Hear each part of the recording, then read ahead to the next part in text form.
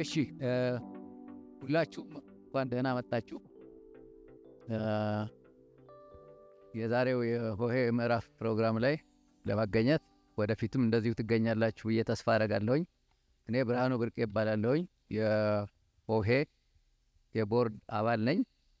ራሴን ካስተዋወቅ እንግዲህ በአጭሩ እንግዳ ለሆናችሁ ሰዎች ሆሄንም ላስተዋውቅ። ሆሄ አርትስ ፎር ፒስ ኤንድ ዴቨሎፕመንት ወይም በአጭሩ ሆሄ አዋርድስ ሆሄ ሽልማት የሚለው ድርጅት 2008 ላይ ለስነ ጽሁፍ መስፋፋት፣ ለስነ ጽሁፍ ማደግ፣ ለውይይትና ለሀገር ግንባታ የሚጠቅም ነገር ለመስራት በሚጓጉ ወጣቶች ኢንፎርማሊ ተመስርቶ 2017 ላይ ደግሞ ሕጋዊ ሆነው የተመዘገበ ድርጅት ነው። እስከ አሁን ድረስ 4 ጊዜ የተለያዩ ሽልማቶችን በብዙ መስኮች ሰጥቷል። ወደ ብዙ ዝርዝር አልወስዳችሁም። ዋና ዓላማው ለስነ ጽሁፍ መስፋፋት አስተዋጽኦ ማድረግ፣ መሸለምና ማበረታታት ነው። የዛሬውን ፕሮግራም የዛ አካል ነው። በስነ ጽሁፍ ዘርፍ ውይይቶችን፣ አውደ ጥናቶችን፣ ኮንፈረንሶችን፣ ስልጠናዎችን እና የተለያዩ ተግባሮችን ማካሄድ ነው። ሆሄ ምዕራፍ የዛሬው አይነት ፕሮግራም የዛሬ 5ኛው ነው። ከአሁን በፊት 4 መጽሐፎች ሪቪው ተደርገዋል። በየወሩ የመጨረሻው ቅዳሜ ላይ አስታውሱ። በየወሩ የመጀመሪያው ቅዳሜ የመጨረሻው ቅዳሜ ከ4 ሰዓት እስከ 6 ሰዓት ተኩል ይሆናል። የዛሬውን ዘግየት ብለን ጀምረናል። ነገር ግን በ6 ሰዓት ተኩል እንጨርሳለን። ያንን ሰዓት አናሳልፍም። የመጣችሁትንም ለማክበር ቢያንስ መጀመሪያውን ባናከብር መጨረሻውን በማክበር እያሻሻልን እንሄዳለን። የመጀመሪያው ዕለት መጀመሪያውንም አክብረናል፣ መጨረሻውንም አክብረናል። ቀስ እያለ እንግዲህ ወደ መጓተት እንትናችን ያለ ለዛ ይቅርታ እንጠይቃለን። ነገር ግን በሰዓቱ እንጨርሳለን። ይህን የሆሄ ምዕራፍን ፕሮግራም የምናዘጋጀው በኢትዮጵያ ብሔራዊ ቤተ መጻሕፍትና ቤተ መዛግብት እንደዚሁም ደግሞ በሮታሪ የኢትዮጵያ የሰላም ማዕከል በሚለው የፋይናንስ ድጋፍ ሰጪነት ነው። ከአሁን በፊትም ብዙ አጋሮች አሉን። ብሔራዊ ቤተ መጻሕፍትና ቤተ መዘክር ሁልጊዜም አጋራችን ነው። የኢትዮጵያ ሳይንስ አካዳሚ፣ አዲስ አበባ ዩኒቨርሲቲ፣ የተለያዩ ተቋማትና ግለሰቦችም ስነ ጽሁፍን የሚወዱና እንዲስፋፋ የሚደግፉ ሁሉ አክብረውን ረድተውናል። ከዛሬም ጀምሮ ደግሞ የመጣችሁ ሰዎች እንደዚሁ ድጋፍ እያደረጋችሁ አባልም እየሆናችሁ እንድትቀጥሉ ጋብዛለሁኝ።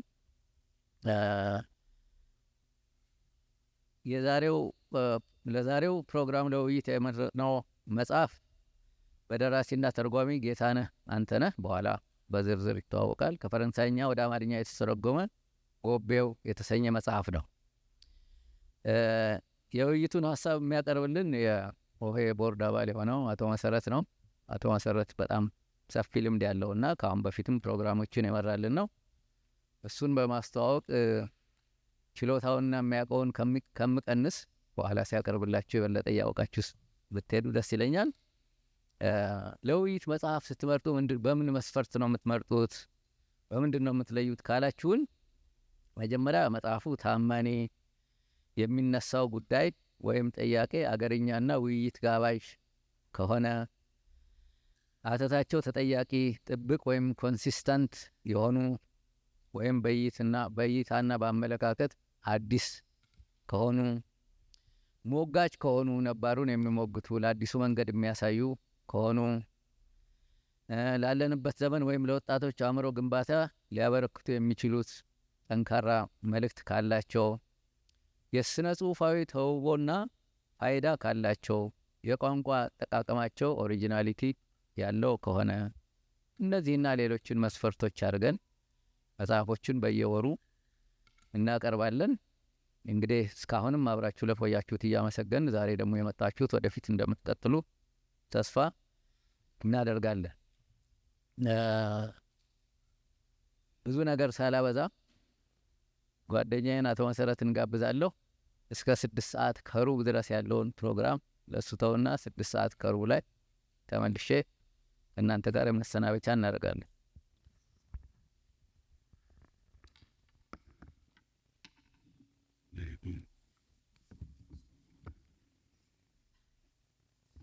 ጤና ይስጥልኝ። እንደምን አደራችሁ? አንድ ጊዜ አንድ ተማሪ ይሄ ሞዛምቢካዊ ነውና ዲፕሎማት ሆኖ እዚህ ይሰራ ነበረ።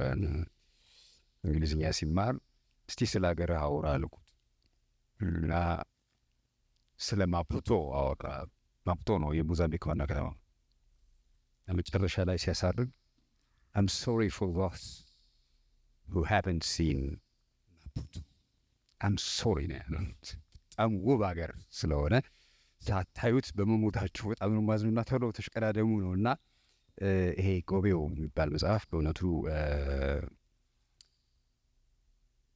ያለንበትን ሁኔታ ታውቃላችሁ። አገሪቱ ሄደችበትን የመጣችበትን ወደፊትም ትሆናለች እያል የሚያሳስበን ጉዳይ ነው። እና ይሄ የሆነው ፈረንሳይ ሀገር ነው። ይሄ መጽሐፍ ማርሴል አይኖር የተባለ ደራሲ የደረሰው እና ፈረንሳይ አንድ ቋንቋ የሚናገር ህዝብ ያለባት ሀገር ነች። ግን አንድ ቋንቋ ዘረኝነትን የሚከለክል ጉዳይ አለመሆኑን እናይበታለን። አሁን እኛ ሀገር ቋንቋችን ስለተለያየ ምናምን ላንን በጭራሽ አይደለም። እና በዚህ መጽሐፍ ውስጥ እየደጋገምኩ የምመለሰው ወደ እሱ ነውና እሱ ጎቤው ነው። ጎቤው ከኦሪጂናል ታይትሉ ምንድን ነበር? የፈረንሳይኛው ዣን ደ ፍሎሬት። ዣን ደ ፍሎሬትን ትቶ ወደ ጎቤው ነው ያመጣው እና እዚህ ውስጥ ያለው ገጸ ባህሪ አንድም በጣም ጎበዝ ጠንካራ ነው እና እኔና ጌታነህ ተወልደን ያደግንበት አካባቢ ጎበዝ ጎቤው ካለ ሰው አይ ጎበዝ ጠንካራ ብረት የሆነ ሰው ማለት ነው። ሁለተኛ ዋናው ገጸ ባህሪ በዚህ ብርታቱ ላይ ደግሞ እግረ መንገዱን እንትን ነው ጎባጣ ነው እና ሁለቱንም አጣምሮ የያዘ ስም እና በጣም ጥሩ ትርጉም ነው። እና ማርሴል ፓኞል ቢነሳ ሞቷል አይደል? እርግጠኛ ነኝ የመጽሐፉን ታይትል የሚቀይር ይመስለኛል። ጎቤው የሚለው ይመስለኛል የፈረንሳይኛውን ራሱን። እና ተርጓሚው ጌታነህ አንተነህ ነው። ወንድሜ፣ ጓደኛዬ፣ አስተማሪም ስለሆነ ነው አንተ የምለው። የድርሰቱ አይነት ረዥም ልቦለድ ነው፣ ትርጉም ነው። የህትመቱ ዓመት መቼ እንደሆነ ያንተ ትርጉሙ ነው የምትለኝ። ያኛው ራሱ ኦሪጂናል ነኝ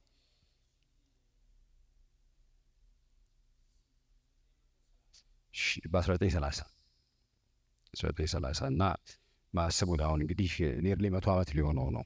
ግን 100 ዓመትም ሞልቶት እስካሁን ድረስ ፍጹም ለእኛ ማህበረሰብ፣ ለየትኛው ማህበረሰብ ዋጋ ያለው መጽሐፍ ነው። እና ለዚህ ተረክ ጎቤው የሚል ርዕስ መሰጠቱ ብርቱ ውለታ ነው ብዬ ነው የማስበው። ጎባጣውን ገጸ ባህሪ ዣን ካዶሬን አበክሮ ለማስተዋወቅ ብሎም ለማሞካሸት ተማገልገሉ ይብስ ሰውየው የዋዛ ለመሆኑን ለማብሰር ጠቅሟል። መቼቱ የት ነው? ኦባኝ የምትባል አካባቢ ናት። በተለይም ባስቲድ የምትባል የገጠር ቀበሌ፣ ገጠርም ትንሽ እንደ ማንኩሳ በፍቅር እስከ መቃብር የምታስቧት ማንኩሳ ትሆን ይሆን የተባለች መንደር ገጽታዋ፣ መልክዓ ምድሯ በጣም ጉርጉንብስ ወጣ ገባ ተራራ፣ ሸለቆ፣ ድንጋይም ኩረት የበዛበት ሽቅብ መሳብ ነው እንጂ ቁልቁል መሳብ እንደሚለው አይነት መከራ የሚያበላ ነው ለመጓዝ ሁሉ ወደዛ። እና በጣም ጠባብ መንደር ናት። ዋሻ ዱር የበዛባት ናት። ይህንን ወደ ገጽ 148 አካባቢ መቼቱን መልክዓ ምድሩን ማየት ትችላላችሁ መጽሐፉ ያላችሁ። መንገዶቿ በጣም ጠባብ፣ ጠመዝማዛ፣ ኮረኮንች የበዛበት፣ ሽቅበት ቁልቁለት የበዛበት ነው። ምድሩ በጣም ጭንጫ ነው። ለእርሻ የማይበጅ ምድር ነው። እርግጥ ነው አትክልት ምናምን እንደዚህ ያለው ትንንሽ ምንጮች አልፎ አልፎ አሉ። አየር ንብረቱ በጣም ድርቅና በጣም የሚለግጥ ነው። በጣም ሞቃታማ የሆነ ግን ደግሞ ነፋስም የበዛበት ቦታ ነው። ዘመኑ ቅድም እንዳላችሁ ነው። ነዋሪዎቿ ባስቲዲዎች፣ ራሳቸውን ባስቲዲዎች ብለው ነው የሚጠሩት። በቁጥር 143 ሲሆኑ አመልና ግብራቸው ተቆጥራቸው አተናደስ 147 ሆነው አንድ ቀበሌ ውስጥ 147 አይነት ጠባይ አለ። እያንዳንዳቸውን ብታዩቸው በጣም የሚገርም ነው። እኔ እዚህ ድርሰት የሚያስገርመኝ እያንዳንዱ ገጸ ባህሪ ራሱን የቻለ አይደንቲቲ ያለው ምንነቱ የሚባለው እና የተለያዩ መሆናቸውን ታያላችሁ። ይሄ የሚያመሳስላቸው ነገሮች አሉ። እመለሳለሁ ወደዛ። የአብዛኞቹ መተዳደሪያ ግብርና፣ አደን፣ ወጥመድ ማለት ነው። እነዚህ ነገሮች የምነግራችሁ ለጉዳይ ነው። የመሬቱ ወጣ ገባነትና ምናምን የሰውን ባህሪ እንዴት አድርጎ እንዳረቀውና እንደገራው ታያላችሁ። አንዳንድ ጊዜ የምንኖርበት አካባቢ ተራራማ ድንጋያማ ቦታ የሚኖር በጣም ጠንካራ ህዝብ አለ። ልል መሬት ላይ ምናምን ጸባዩም ትንሽ ላላለዘብ ይላል እና በሰውና በመልክዓ መካከል ያለ ቁርኝት እንዳለ እንድታውቁልኝ ብዬ ነው ይህንን የምነግራችሁና ወጥመድ ማጥመድ ነው። በተረፈ አንድ ባለ ቡና ቤት፣ አንድ ባለ ዳቦ ቤት፣ አንድ ቀብር አስፈጻሚ፣ አንድ መምህርና ቄስ ይገኙባታል። ባስቲዲዎች ራሳቸውን ከአካባቢው ሰው ያገለሉ የነጠሉ ናቸው። በዙሪያቸው ካሉ ሰዎች ጋር አይገጣገጡም፣ አይዋደዱም፣ ሰላምም የላቸውም። ወደ አጎራባች መንደሮች ድርሻ ይሉ ምንም እንዲደርስባቸውም አይፈልጉም። ጠጉረ ልውጥ በተለይ የክሪስፖ ሰው ማየት አይፈልጉም። ክሪስፖ ደግሞ እዛ ማዶ ያለች ቀበሌ ነች። በጭራሽ አይናቸው ማየት አይፈልጉም። ከክሪስፖዎች ጋር በበነነ በተነነው አምባጓሮ ይገጥማሉ። በዝንብ ዛይቀር አሁን ግንቦት ሲመጣ ዝንብ ምናምን ይከበን ክሪስፖዎች ናቸው ይላኩብን። ዝንብ በዝንብ ወረራ ያካሄዱ። ጠብ ፍለጋ ነው። ልብ አድርጉ። ጠብ ስትፈልጉ ማንኛውም ነገር አምባጓሮ ማናሻ ይሆናል እና በዝንብ ሳይቀር ይከሷቸዋል። እነዚያም አይተኙም፣ ክሪስፖዎችም አይተኙም። ደመኝነቱ ሲወርድ ሲዋረድ የመጣ ነው። ስለ ክሪስፖ ሲወራ የባስቲድ ወጣቶች ስብስብ ብለው ያዳምጣሉ። ቂምን፣ ጥላቻውን ይማራሉ። ማንነታቸው በዚህ የጥላቻና የባለደምነት ተረክ ቀንበር ላይ ተመስርቶ ያድጋል። ለእኔ ቀንበር ነው። የዘረኝነት በሽታ እንደ ቀንበር ነው። ምክንያቱም ከሱ ለመላቀቅ ራሴን ለመሆን አልችልም። ተጭኖኛል እና ተጠምጃለሁ። ልብ አድርጉ። እኛ ሀገር አሁን ያለው ነገር አንዳንድ ጊዜ የዚህ የገዳዮቹ የአሳዳጆቹ የምናምን ብቻ ችግር አይደለም። መጀመሪያ የመጣው ትርክት ነው እያልን እናለቅሳለን። ሰው ያንን በግልጽ የምታዩበት መጽሐፍ ነው ይሄ መጽሐፍ። ይህ የሚያሳየን የዘረኝነት ሰብዕናቸው በተጽዕኖ የመጣ ስሪት ነው። ዘረኝነት ተፈጥሮ አይደለም፣ ስሪት ነው። ከቤተሰቦቻችን፣ ከትምህርት ቤት፣ ከማህበረሰቡ የምናገኘው ነው። ከወላጆቻችን ስሪት መሆኑን ነው። ከክሪስፖ ሰዎች ጋር በመልክ፣ በቁመና፣ በቋንቋ፣ በምንነት፣ በማንነት ልዩነት የላቸውም። አንድ ናቸው። ግን ይዋጋሉ፣ ይጋደላሉ። ለምንድን ነው ከጎረቤቶቻችሁ ጋር የምትዋጉ ተብለው ሲጠየቁ ታዲያ ከምን ጋር እንዋጋ?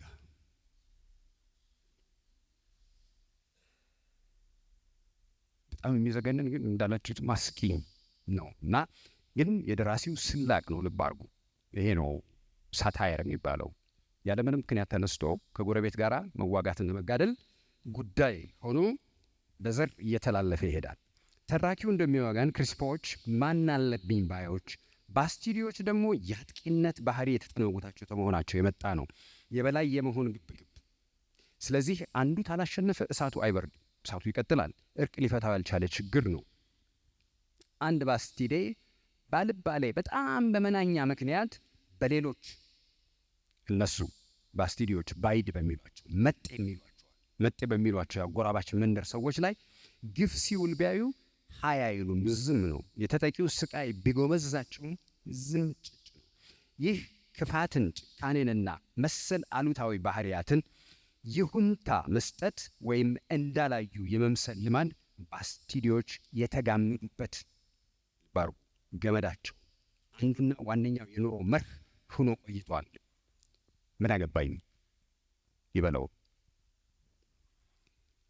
አሁንም ይከተሉታል። ይህንን የልብ ወለዱ ሰፊ ክፍል የሚያዳውረው አብይ ጉዳይ ቴሲስ ፕሮብለም ልትሉት ትችላላችሁ። ይኸው ደንብ ነው እና ይሄን መጽሐፍ እንደ ቴሲስ ኖቭል ቆጥረዋለሁ። እዛ ጉዳይ ላይ አትኩሮ ነው የሚሄደው፣ ግን በጣም ባስደሳች ሁኔታ ነው። ዝም ብሎ የሰበካ ምናምን አይደለም። እኔ አሁን እዚህ ላይ ዋና ቃላቶችን እየመረጥኩና ሀሳቡን ልነግራችሁ ፈልጌ ነው እንጂ ይህን ተረክ አንብባችሁ ሳትደግሙት ከቀራችሁ እኔ አንገቴን እስባለሁ። ግጥ ነው አንገቴን አልሰጥም፣ ግን እንደ መሀል ላይ ይቆጠርልኝ። እንዲህ ለክፋት ይተባበሩና ባስቲዴ በሚል የወል ስም ወይም መለዩ ይታወቁ እንጂ እንደ ወገን ፍቅር የላቸውም። እርስ በርስ ሌሎችን ለማጥቃት ሲሆን ነው የሚተባበሩት እንጂ በመሃላቸው ያን ያህል ጥብቅ ፍቅር የለም። እርስ በርስ ሲሆን በፍጹም አይለካለኩም። እርግጥ ጨዋታ ይወዳሉ፣ ይቀላለዳሉ። ቀልዳቸው ግን ሁሌም ብዙ ጊዜ አሽሙር ይበዛበታል። የታዘቡትን እያነሱ በሾርኔ ይወጋጋሉ። የወሬ ሐሜት፣ ሽሙጥ፣ መጠጥ አመል አለባቸው። የተወሰኑት መናፍቃን፣ አንዳንዶች ሳያልሙ የሚተኩሱ ናቸው። ዝም ብሎ የሚተኩሱት ምንንም ይምጣ። ባስቲድ ከሌሎች ቀዮች ሁሉ እጅግ የላቀ መንደር መሆኗን ቢያምኑም በመካከላቸው ግን የእኔ በልጥ ፉክክርና ታብዮ አለ። ባስቲዲዎች ከአንድ ነገድ የመነጩ ናቸው። በጊዜ ብዛት በአዋለድ እየተራራቁና ዝምድናቸው አቋጥሪኝ የሆነ መጦ ልዩነታቸው ወደ ዞግ ደረጃ ደርሰዋል። የትውልድ አረጋቸውን ተዞግም አልፈው እንደ ዘር አረግ ለመቁጠር በቅተዋል። ይህ አመለካከት ለእርስ በርስ መነናቅ ምክንያት ሆኗል። አንዳንዶቹ እንዲያውም ራሳቸውን የባስቲድ የበላይ ጠባቂ አድርገው እስተማሰብ ደርሰዋል። እኛ ሀገርም እንደዚህ ነው። አሁን የዘረኝነት ጉዳይ እናውቅልሃለን በሚሉት ሰዎች ምክንያት ነው እንጂ በተራው ሕዝብ ምክንያት እየተካሄደ ያለ መርዝ አይደለም። እኛ ሀገር ለምሳሌ የሱቤራ ቤተሰብ፣ ሱቤራ የሚባል አንድ ቤተሰብ አለ።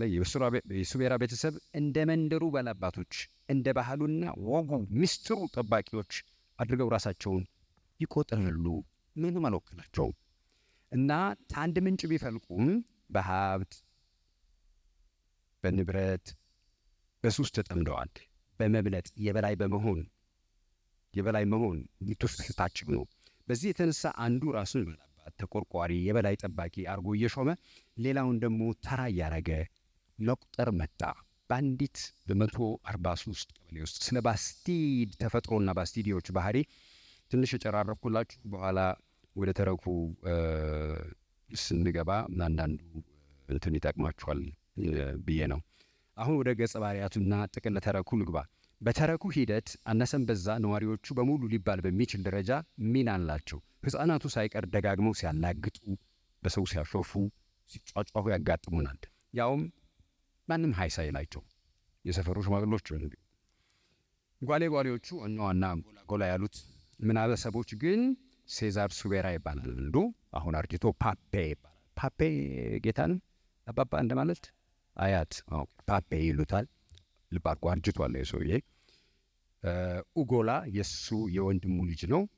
የወንድሙ ልጅ ብቻ አይደለም የክርስትናም ልጁ ነው።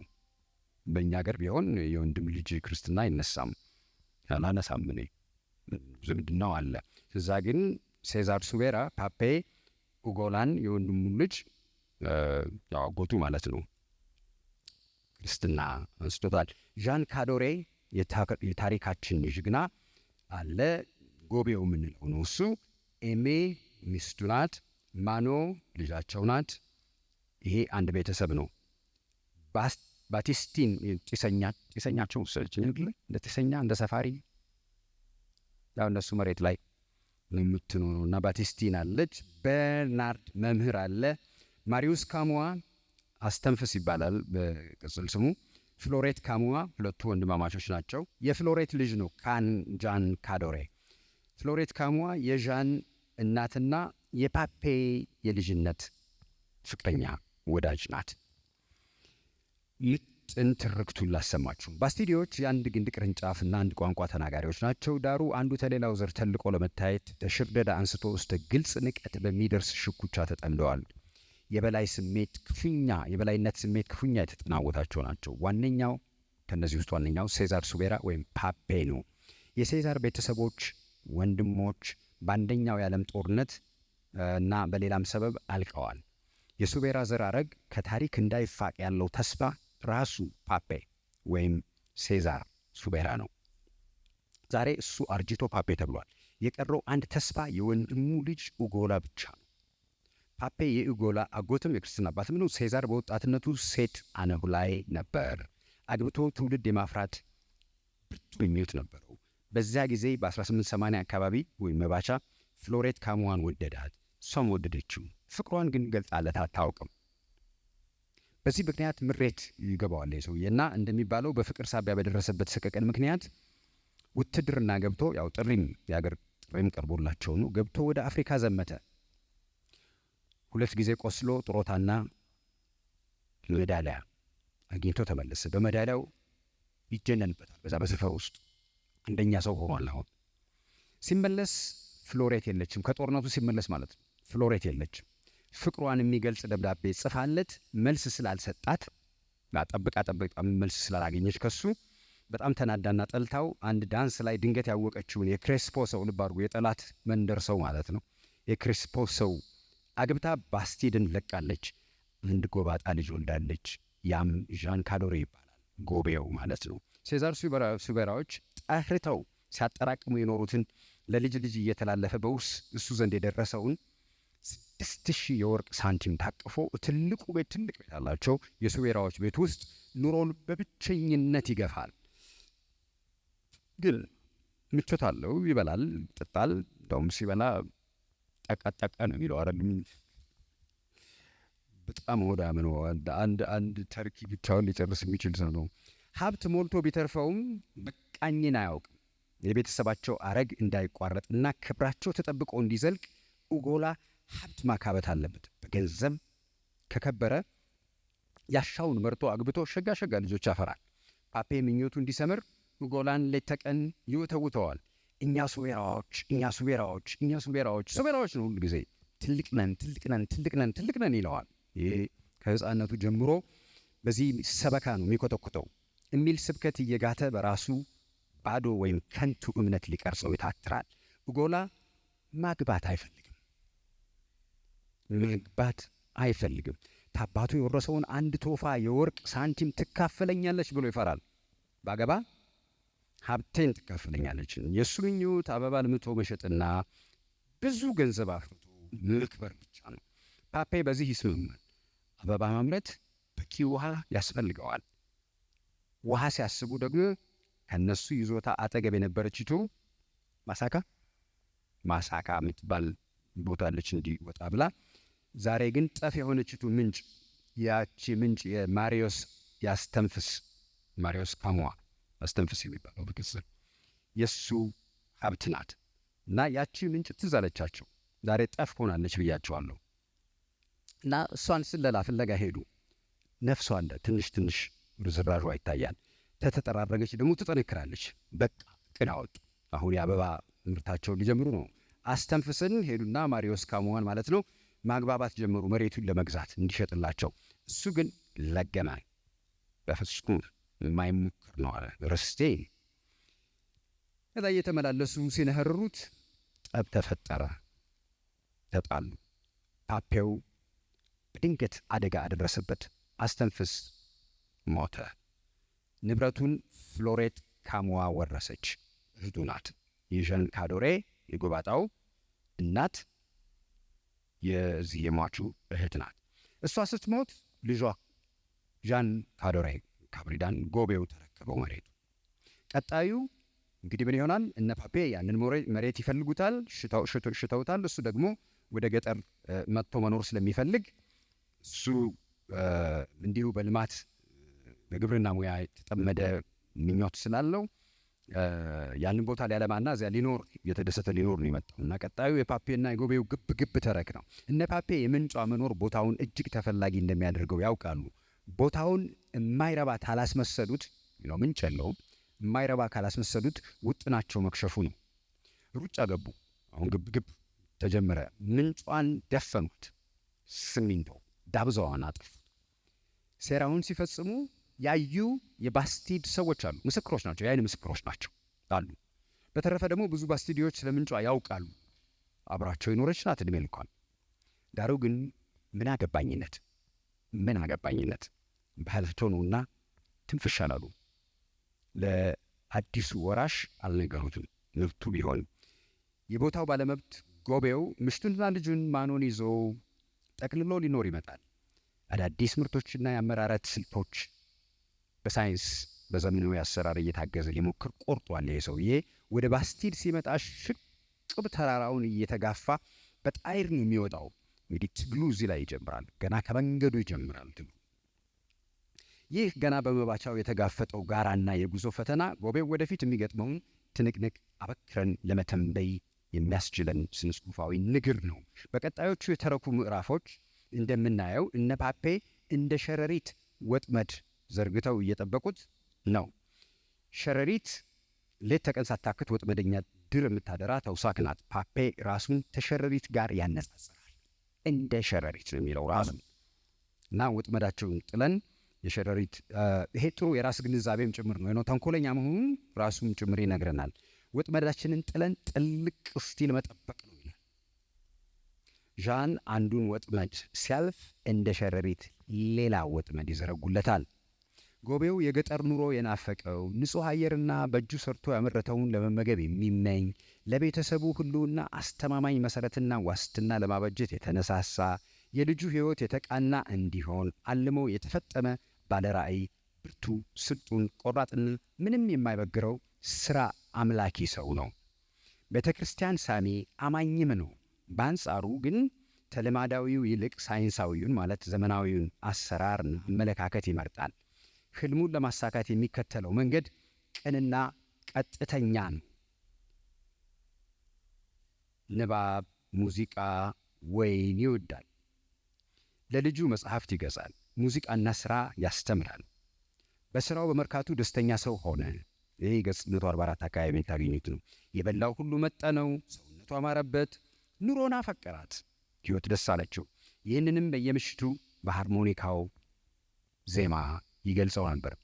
በምኞት ረገድ ከፓፔ ጋር ትንሽ ይመሳሰላሉ። ፓፔ አሁን ልንገራችሁ ከፍሎሬት ካሟ ጋር ፍቅረኛ በነበሩበት ጊዜ እሷ ነፍሰ ጡር ነበረች። እሱ ወደ አፍሪካ ሄደ። ደብዳቤ ጻፈችለት፣ አልመለሰላትም። ጥላ ሄደች። ሌላ አገባች፣ ወለደች። ልጁ የማን ነው? የፓፔ ነው። ሌላ ባል ብታገባም ልጁ የፓፔ ነው። ልብ አድርጉ። በዘረኝነት ስንጠመድ አይናችን ስለሚጠፋ ምን ሆነቻች ሴት፣ ምንድን ነበር ግንኙነታችን፣ መጨረሻዋ ምን ሆነ ብሎ ቢጠይቅ ኖሮ ሊያገኝ የሚችለውን እውነት ማግኘት አልፈለግም። እሱ በበላይነት ተጠምዶ ነው የሚሄደው እና መጨረሻ ላይ ጦርነቱ በማንና በማን መካከል ሆነ? በአባትና በልጅ መካከል ሆነ። ፓፔም የዘራረጉን ዕጣ በአስተማማኝ መሰረት ላይ ለማቆም ነው ትግሉ። ገንዘብ ይሰበስባል፣ ዘር ለማርባት ይጥራል። ግን በዚህ በኩል ልብ አድርጉ የሚሆነውን። ይህ ያመሳስላቸዋል ሁለቱን ፓፔንና ጎቤውን። የሚጋሩት ባህሪ ምንጩ አንድ ነዋ። ብቻ የፓፔ ስልት ከጎቤው ይቃረናል። ተንኮል፣ ሸፍጥ፣ ጠለፋና ጭካኔ ይበዛበታል። የሱ ማሳካ የሁለቱም ቀልብ ያረፈባት ማሳ ነው። እነ ፓፔ 9 ስልት እያሰሉ ጎቤውን ተስፋ ቆርጦ ትቶ እንደሚሄድ ቢተነብዩም ጎቤውን ንቅንቅ ሳይል ትግሉን ይቀጥላል። 3 ዓመታት እየታገለ ምንጭ ለማፍለቅ እየታገለ ቆየ። አዳዲሱ አዝመራ ብዙ ውሃ ስለሚሻ ዝናብ ባጠጠ ቁጥር ከ2 ኪሎ ሜትር በላይ ሽቅብ ቁልቁል እየዳከረ ውሃ ይሸክማል፣ ውሃ ያጠጣል። ምሽቱና ልጁ ጭምር እልቅ የለሽ ልፋት ይለፋሉ። ፈተናው እየከፋ ይሄዳል። ጎቤው ምንጭ ያለበት ቦታ ፈልጎ ካልቆፈረ ምንም መፍትሄ እንደማይገኝ ይገባዋል፣ ይረዳል። የሰርክ ምስነቱ መማሰኑ ማለት ነው። የሰርክ ምስነቱና የአሁን ምንጭ ቁፋሮ ከንቱ ድካሙን ያዩ ባስቲዲዎች ያዝናሉ። ብቻ የነባሪቱን ምንጭ ስፍራ በፍጹም አያሳዩትም። ዝም አንድ ሰው ብቻ ተደብቆ ጠቋሚ ቀስት ስሎለት ነበር። ፈርቶ ነው እንግዲህ ከማህበረሰቡ ሕግና ደንብ ውጭ አልሄድም፣ ሄጄ አልናገርም፣ ግን ይሄ ከገባው ብሎ ይኸውልህ ያለ ቀስት ይስልለታል። እና አይቶታል። ጎቤው ግን ሊረዳው አልቻለም። ገባውም የቀስቱ ምንድን ነው ነገሩ ምናምን ብሎ ላይሸጠው የማንነትን ማሳ በወለድ አገዳ ሲዞ 4,000 ፍራንክ ተበደረና ድማሚት ገዝቶ ንባርጉ ይህን ሰውዬ ድማሚት ገዝቶ ምንጭ ሊያፈልቅ ጣረ።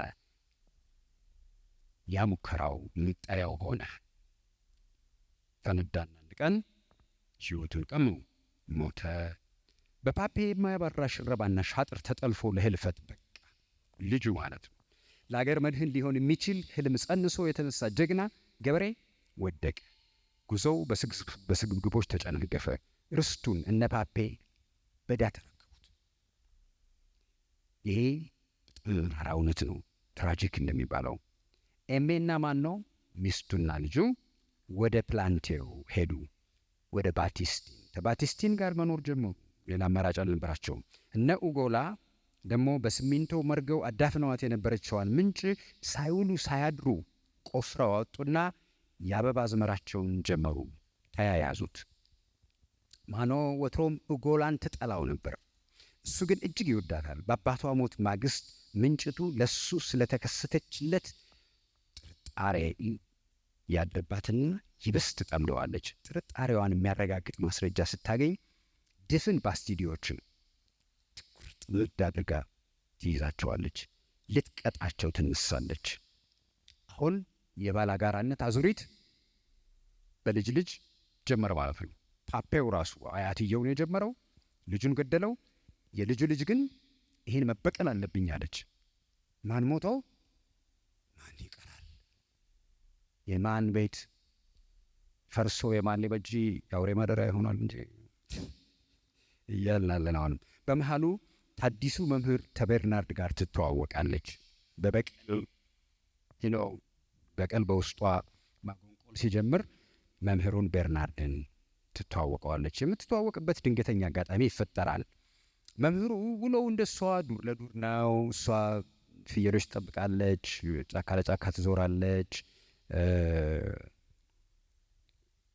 የማዕድን ድንጋይ ፍለጋ ነው የእሱ የመምህሩ ሌላ የኢንትረስት የትርፍ ጊዜ ስራው እና ሰንቲ ምናምን ይዞ ነው የሚሄደው። እና አንድ ቀን እንደዛ ሲዞር ሰንቲ ጥሎ ይሄዳል። ያንን ሰንቲ ታነሳና ትመልስለታለች። ሌላ ጊዜ መልሶ ያንን ሰንቲ ያመጣና እኔ ትርፍ አለኝ አንቺ ውሰጂው ይላታል። ያጠመደቻትን ጥንቸል ታመጣና በለውጥ ከተቀበልከኝ ይህን ለወስድ ስምማሉ ትለዋለች። ስለዚህ እቺ ልጅ ምንም ነገር በነፃ ከአባቷ የተማረችው ሰርቶ ማግኘትን ነው እንጂ መቀበልን አልተማረችም። ለዚህ ስጦታም ቢሆን ትፈልጋለህ፣ ያጠመድኳትን ጥንቸል ትወስዳለህ፣ አትፈልግም ቶ እሺ። በዚህ እንደ ለውጥና ይሄ የእኩልነት መንፈስም የሰራተኝነት መንፈስ ነው የኢንዲፔንደንስ የሚባለው። እና እዚህ ላይ እግረ መንገዳችንን የምናየው አሁን ሰንቲ ሲቀባበሉ ምናምን ታየው ያው ብዙ ጊዜ ይሄ የፍሮይድ አናሊሲስ ነው። ምን ያህል እንደምትቀበሉት ባላውቅም ሹል ነገሮች ብዙ ጊዜ ከወሲብ ጋራ የተያያዘ ትርጉም አላቸው። የፍቅር ተምሳሌ ነው የሚባለው እና በመጨረሻ የሚሆነው ይሄው ነው። ሁለቱ ተጋብተው ልጅ ያፈራሉ። አንድ ጊዜ ማናት አስቴር ናት የስነ ጽሁፍ ትንታኔ አፕሮችስ ቱ ሊትራሪ ክሪቲዝም የሚባል ኮርስ አለ እና የተለያዩ ፐርስፔክቲቭስ አሉ እና አንደኛው ሳይኮሎጂካል ፐርስፔክቲቭ ነው እና እስክርቢቶ ይዞ በእጅ ማሽከርከር ምናምን እዚህ ጸጉር እንዴት ይቸራለች አስቴር በዳኔ እና ጸጉራችን ላይ ሰክተን ላልሄድ ነው እንዴ ማለት ነው ከእንግዲህ ጀምሮ እስክርቢቶ ቢኮዝ አጎቴ ማንኩሳ ገበያ ፍኑ ሰላም ሳይመሰረት ማንኩሳ ገበያ ቅንዝር የሚባል ቃል ታውቃላችሁ? ቅንዝራም ቅንዝረኛ ምናምን ይባላል አይደለም? ቅንዝር ማለት ማንኩሳ ገበያ ባሎቻቸውን የፈቱ የገጠር ሴቶች እንዝርት ባዶ እንዝርት ጸጉራቸው ጎፈሬ ነው፣ ጎጃሜ ጎፈሬ ነው በብዛት እዛ ጎፈሬ ላይ ሰፉና ሄደው በርከክ ብለው ይቀመጣሉ። ምን ማለት ነው? ባል የላትም። እዚህ ተፈጥሮ አዊ ነው የሚፈለገው ነገር እና ያቺ የእንዝርት የተሰካች እንዝርት እኔ ነጻ ሴት ነኝ የምመስለው ሰው ካለ አለው እዚህ ነው እና መቼ እንደጀመረ ይሄ እንትን ባላቅም ግን የነበረ ነው። ሰው በአንድ ገበሬ ተደብቆ ከሚስቱ ምናምን እዛች አካባቢ በንኩስ አካባቢ እህት ወንድም ቤት ምናምን ካለው 1 ሽልንግ ከፍሎ በዛች ሴት ይዟል ይሄድና ተደስተው ይመልሳል። እነኛ ሴቶች ቅንዝር ይባላሉ። ግን አሁን ቅንዝር የሚለው ፕራክቲስ ሌላ ትርጉም ቃሉ ሰፍቶ ሌላ ትርጉም አምጥቷል። ቅንዝረኛ ምናምን ሲባል ሴክሲ እንደማለት። ሴክሲ ግን አሁን ደግሞ ቃሉ ትርጉሙን ቀይሮ ቆንጆ አትራክቲቭ ማለት ነው እና ዮር ሴክሲ ለወንድም ይሆናል። አንተ ሉክ ሴክሲ ቱዴይ ምናምን ሲሉ እንዲህ ምናምን አሁን መጀመሪያ ስሰባው ቃሉን ከአሜሪካ ከተመለሰች በጣም እህቴ የምትሆን ልጅ ነው የሰማሁት እና ልጄን እኮ ነው ሺ ሉክ ሴክሲ ትላለች በጣም የተናደድኩት የምልሽ በኋላ ሄጄ ዲክሽነሪ አዳዲስ ዲክሽነሪዎች አትራክቲቭ ማለት ነው፣ ምንም ማለት አይደለም። እና አንዳንድ ቃል ከትርጉሙ ይሸራተትና ሌላ ፖዚቲቭ ይሆናል። ድሮም ፖዚቲቭ ነው እርግጥ፣ አሁን ደግሞ የተሻለ እና ሰንቲውን መልሳለት በዚህ መልክ ነው የሚጋቡት። እና ተጋብቻው በፊት ግን ኡጎላ በፍቅሯ ቃብዞ ሀብኪን ጥሎሽ አቅርቦ ጠቅላላ ሀብቱን ጥሎሽ አቅርቦ ለምኗት ነበር ላግባሽ ብሎ። አይ አንተንማ በፍጹም አልፈልግህም ብላ ነው እምቢ ያለችው። እና ይሄንን ጥያቄውን በቃላት ብቻ አይደለም በተግባር ጭምር ነው። እነ ጌታነህ አካባቢ ምድር ነጎድ ነው የምንለው ብለኸኛል። ምድር ነጎድ እኛ አካባቢ ደግሞ ሊባርኩ የ35-40 ኪሎ ሜትር ልዩነት ነው በሱና በእኔ ቤት መካከል ያለው። እኛ ደግሞ ብራንጎድ ነው የምንለው። ብር ብሎ የሚያነጉደው ሆዱን ነው የምትመታው። ብራንጎድ በወንጭፍ ማለት ነው። እኔንተ ወንጭፍ ነው የምትሉት። አዲስ አበባ ደግሞ ይነው አንድ ቃል አንድ ነገር 3 4 5 6 እንትን ሊኖረው ይችላል። እና እንዲህ አይነቱን እንትን ይህን ያነሳሁት ለምንድን ነው? ጎቤ ውስጥ ያሉት የአማርኛ ቃላት እጅግ በጣም ብዙ ናቸውና ዲክሽነሪ ውስጥ የማታገኟቸው መዝገበ ቃላት ውስጥ የማይገኙ ናቸውና አንድም ለተረኩ ብቻ ሳይሆን ለአማርኛውም ጭምር መነበብ ያለበት መጽሐፍ ነው። እና እንዴት ገለጸችለት? እሷ በብራንጎድ ሆዱን ጠምጥቃ ትጥለዋለች። የታባ ከአንተን ደግሞ ምናምን። እና ኡጎላ የጋብቻ ሙከራውን እንደ ንስሐም ጭምር ቆጥሮት ነበር። አልተሳካም። መምህሩን በመምረጧ በቅናት እየተንገበገበ እንቅልፍ ያጣል። ማኖ በበኩሏ በቀል ወጥናለች። በቀል ወጥና እንቅልፍ የላትም። አንድ ቀን መላ ተከሰተላት። ለባስቲድ ቧንቧና ለነ ኡጎላ ምንጭ ዋና መጋቢ የሆነውን የውሃ ማማ አገኘችው። አቅጣጫውን አስለውጣ ምንጯን አደረቀችባቸው። ባስቲዲዎች በውሃ ጥም ተቆሉ። የኡጎላ ጋሮፋ፣ የአበባ እርሻ ያ ሁሉ ደረቀ። ክሽሽ ማለት መድረቅ ነው። ይሄ ቅጠሉ እዚህ ረግፎ የምታዩት ሁሉ የሚያምነውም የማያምነውም የባስቲዴ ነዋሪ ውሎ፣ የሚያምነው ማለት ሃይማኖት ያለውም ሃይማኖት የሌለውም የባስቲዴ ነዋሪ ውሎ እና አዳር እግዞታ ምለላ ሆነ። ቄሱ እባክህ አምላክ ውሃ ስጠን፣ ኃጢአት የሰራለ ይናዘዝ ይላሉ ቄሱ። ኃጢአት የሰራለ በባህሪው ዋዣቂ ዋላይ የሆነው ኡጎላ እንኳን ዝም ድርቅ አለ። ማመን ይናዘዝ አልፈለጉም። በስተመጨረሻ ባስቲዲዎች በነፓፔ ዳፋ ባጋጠማቸው ጭንቅ የውሃ ድርቅ ተዝረክርከው በጎቤው ላይ የተሰራውን ግፍ ያጋልጣሉ። አያችሁ፣ ቅጣት እስኪመጣ ድረስ መጠበቅ ነበረባቸው። ችግሩ በሕይወታቸው ላይ እስኪመጣ ድረስ መጠበቅ ነበረባቸው። ያ መሆን አልነበረበትም። ጀስቲስ ማለት መጀመሪያ ላይ ይሄ ነገር አይገባም ብሎ መከራከር ነበር። አሁን በጥም ሲቃጠሉ ሄደው እነ ጎቤውን ያጋልጣሉ። እነ ፓፔ ግን ብጥቃይ ተመካዳቸው ይብስ። ፓፔ ባስቲዲዎች አይደላችሁም፣ እናንተ ባስቲዲዎች አይደላችሁ። ለምን ሄዳችሁ አጋለጣችሁን? ለምን እውነቱን ተነገራችሁ? እናንተ ባስቲዲዎች አይደላችሁ። እንዴት ለክሬስፖ ሰው ተቆረቆራላችሁ? እያለ ይጋፈጣቸዋል። ልብ አድርጎ በጥም አብሮ እየተቃጠለ አበባው ሁሉ ተቃጥሎበት ያው ነዶ በድርቅ ማለት ነው። በዚህ መሀል ነው ስቲል ያ የዘረኝነት ቁርኝቱ በሽታው ደዌው አይለቀውም። ለምን ትናገራላችሁ እያለ ይንሰረሰራል። በዚህ ጊዜ ኡጎላ በማኖ ተስፋ ይቆርጥና ኡጎላ ማኖ ማለት ያቺ ልጅ የሟቹ ልጅ ይቆርጥና ተምህላው ቦታ ዘሎ ወጦ ቤቱ ሂዶ ያለ የሌለ ሀብትና ንብረቱን ለማኖ ማውረሱን የሚያትት ደብዳቤ ጽፎ ለሙሴ ቤልዋዞ ጽፎ ማኖ ጅዋጅዌ የተጫወትበት በነበረው ገመድ ታንቆ ይሟል። ላዲስ ንስሐ የሚባለው ይሄ ነው። የንዛዜውን ደብዳቤ ለአጎቱ ያልጻፈበት ምክንያት አጎቱ ገንዘቡን እንደማይሰጣት ስለሚያውቅ ለጥንቃቄ ነው፣ ንዛዜውን ስለማይፈጽምለት። በዚሁ ሰሞን መምህሩና ሌሎችን በአባቷ ላይ የተፈጸመውን በደል ከይቅርታ በላይ መሆኑን፣ ነገር ግን ምሕረት እግዚአብሔራዊ መንገድ መሆኑን በዙሪያም በቀጥታም እያነሳሱ የማኖን ልብ ለማራራት ሲጥሩ ሰንብተዋል። እሷም ከራሷ ጋር ሙግት ገብታ ነበር። በመሳረጊያው መምህሩ አባትሽ ይላል። አባትሽ ምን አይነት ሰው ነው? የሰለጠነ ሰው ነው። አባቷ ሰርቶ ማድረግ ፈልግ ሰው፣ ክፉ የሰሩበትን ሰዎች እንኳን እየጠረጠረም ሄዶ ከነሱ ጋር ሊጋጭ ፍላጎት አልነበረውም። እዚህ የአባቷን መንፈስ ሲጠራባት በዛ ምክንያት የወጠነችውን የበቀል እንትን ትተዋለች። ሰው አባትሽ ሲላት የምትሸሸው ተግዳሮት አቀረበላት። ለአባቷ ስትል ተሸንፈች ነው። አባቶቻችን ዘረኛ ሊያደርጉን ይችላሉ። አባቶቻችን ነፃ ሊያወጡን ይችላሉ። መንፈሳቸው የዘጋችውን የውሃ ማማ ከፈተችው። የቧንቧው ውሃ እንደገና ተንቆረቆረ።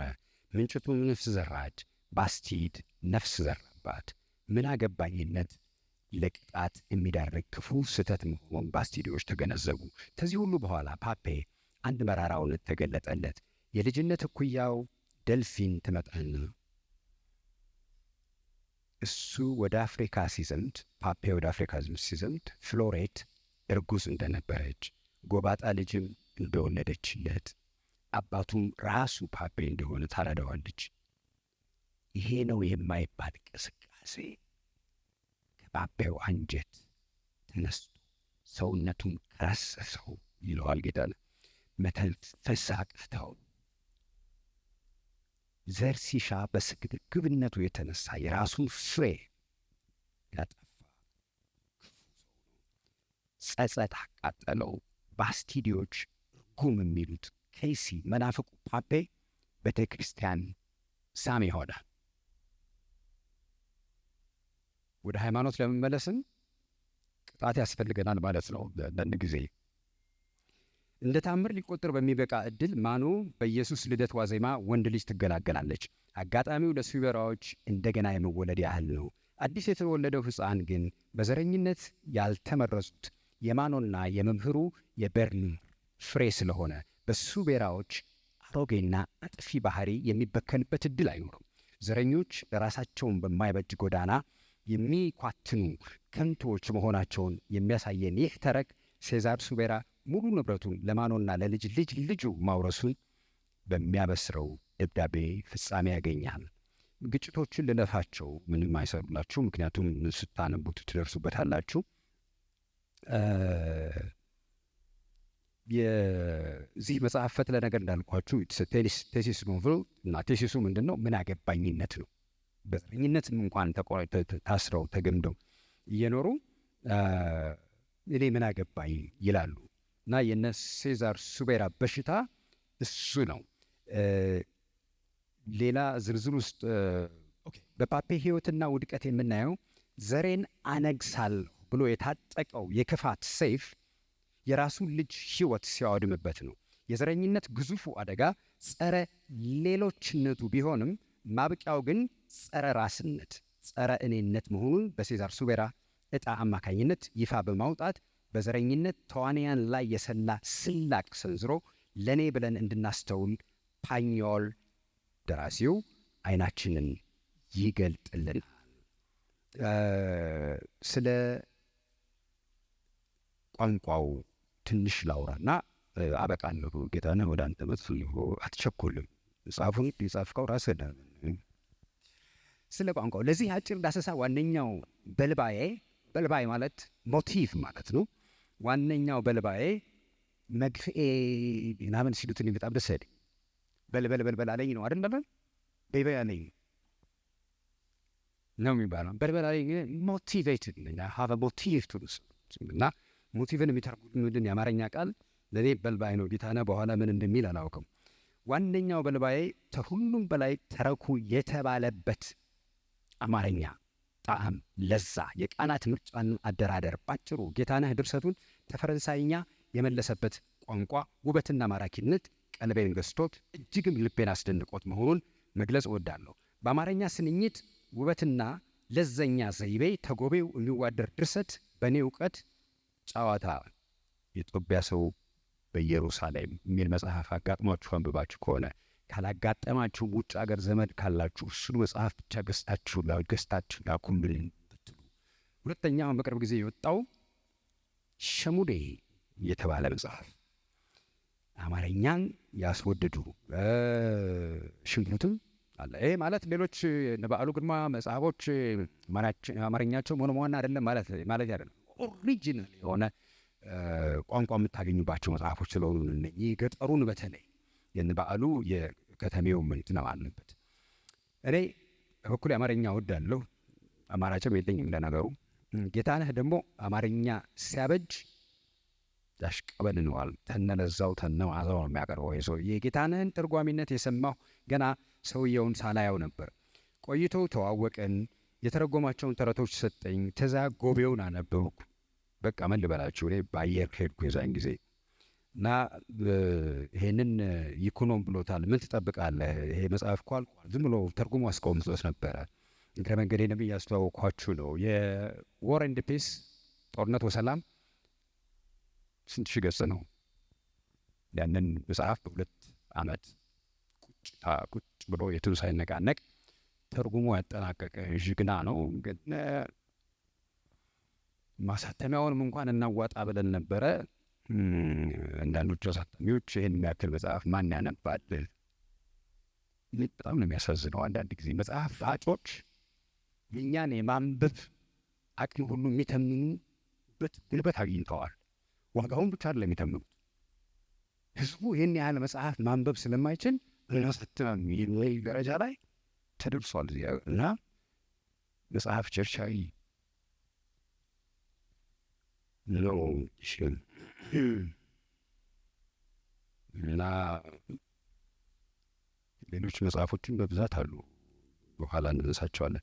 ታኔ ቀድሞ የሚኩን ነው ይሄንን ብሎት ነበረ።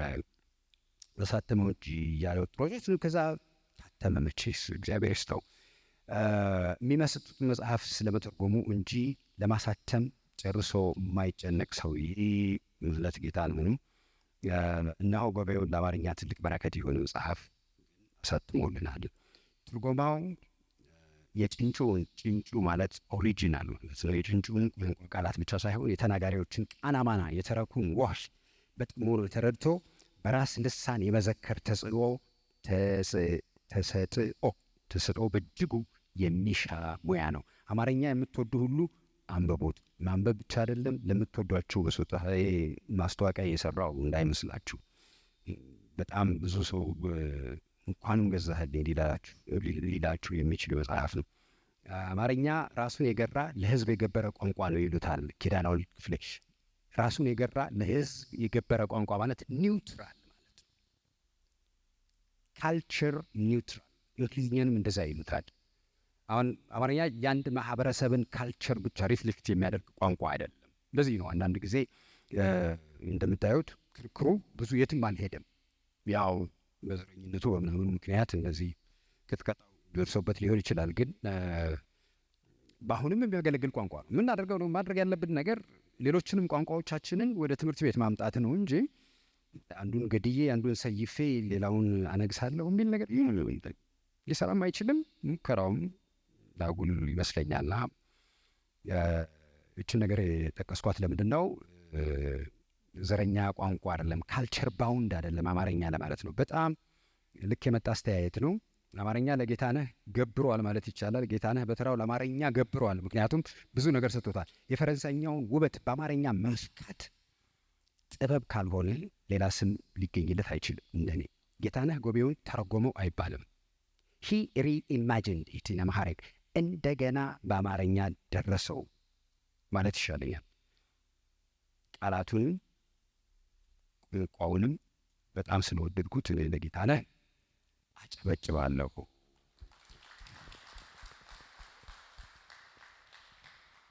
ጎቤው ተቋንቋው ፍጽምና በማይተናነስ ደረጃ በይዘትም ምርጥ ነው። ዘረኝነት ለበከላት ለዛሬዋ ኢትዮጵያችን ይህ ጠንቅ ሂዶ በአንድ ቤተሰብ አባላት መካከል ክፍፍል እንደሚፈጥር አልፎም አባትና ልጅን እንደሚያጠፋፋ ባጭሩ የእኛ ዘር እንዲያ ነው በሚል ልክፍት አብረው የተነሱ ዞጎች፣ ቤተሰብ፣ ዘመዳሞች መጨረሻ እርስ በርስ የመተራረድ ዘመቻ መሆኑን ቁልጭ የሚያደርግና ጆሮ ያለህ ስማ የሚል ጥሪ የሚያስተጋባ ድርሰት ነው። ስለ መጽሐፉ የምናገረውን በዚህ ልክታና ወደ ጌታነህ ልምጣ። ጌታነህ ቅድም እንዳልኳችሁ ብዙ መጽሐፎችን ከተረጎማቸው መጽሐፎች ውስጥ 3 ናቸው። አንደኛው የምታዩት ጎቤው ነው። ሁለተኛ የቸኮሌት ፋብሪካው ቻርሊ እና የቸኮሌት ፋብሪካው፣ ሶስተኛው ቢቸግር ነው። የልጆች ተረት፣ የልጆች ብቻ አይባልም ተረት፣ እኛም ያስፈልገናል። እነዚህን ተርጉሟል። ጦርነት ሰላምን ተርጉሟል። እዚህ ብዛት ያሉት ኢልቦለድም ስራዎች አሉ። ግማሹ ቡልኮ ስብስብ ነው። ማቀጣጠያውን ካልሆነ እንትን አርገው ኢንተርኔት ላይ ለነገሩ እንደኔ 0 አንባቢ ነው የምታገኘው።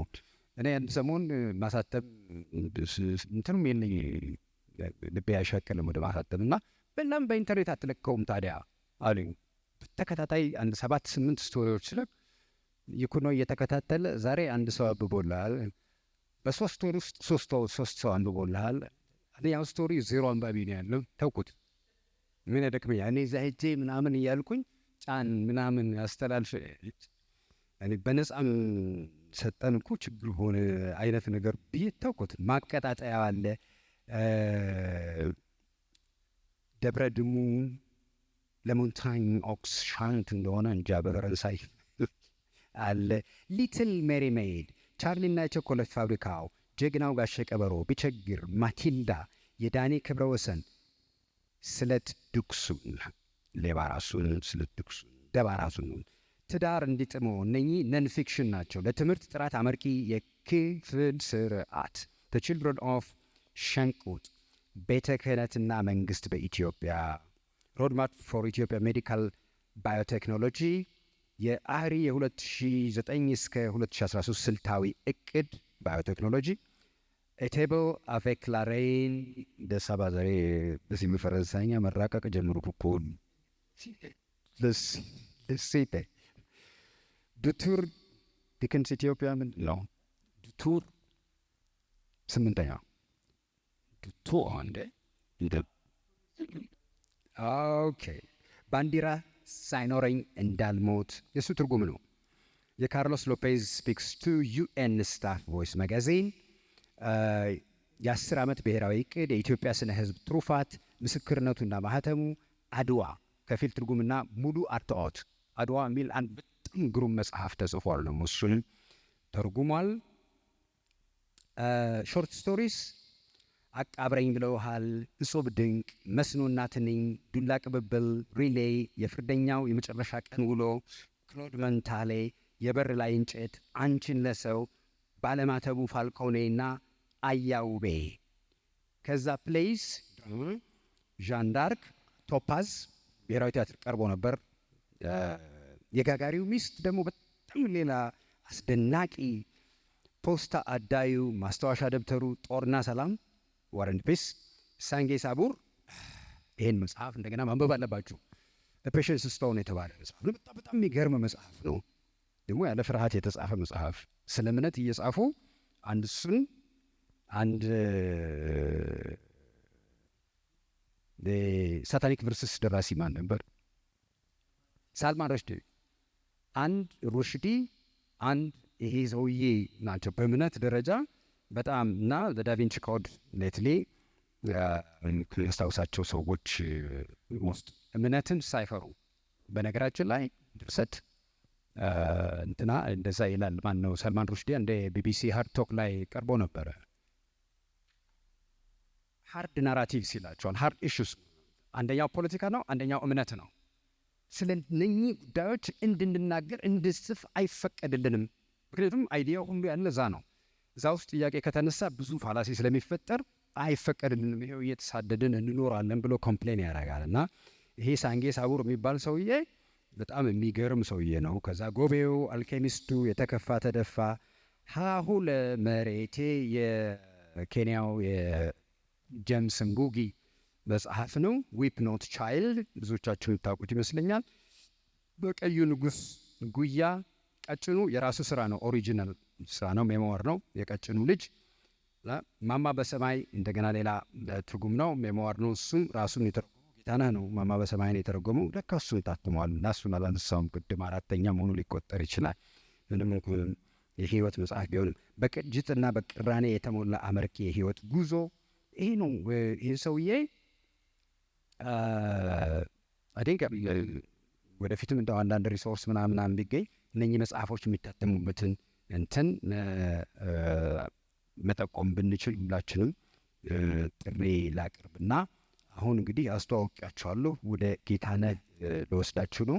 ጌታነህ በምን እንደመረጠው፣ ወደ ትርጉም ሙያው እንዴት እንደገባ፣ ትርጉም ለእኛ ምን እንደሚያደርግልን፣ ለምንስ ብሎ ይህን ያህል መጽሐፍ በመተርጎም እንደተጠመደ፣ ከልጆቹም ከቤተሰቡም ሚስቱን ጊዜ እየሰረቀ ማለት ነው ይሄን ለማድረግ እና የትርጉም ጥበብ በዚህ በተራቀቀ መንገድ ያስቻለው ሚስጥር ምን እንደሆነ ልጁን እውቀቱን ያካፍለናል። ጋሽ ጌታነህ ይሄውን ይጭሽ ይሄስ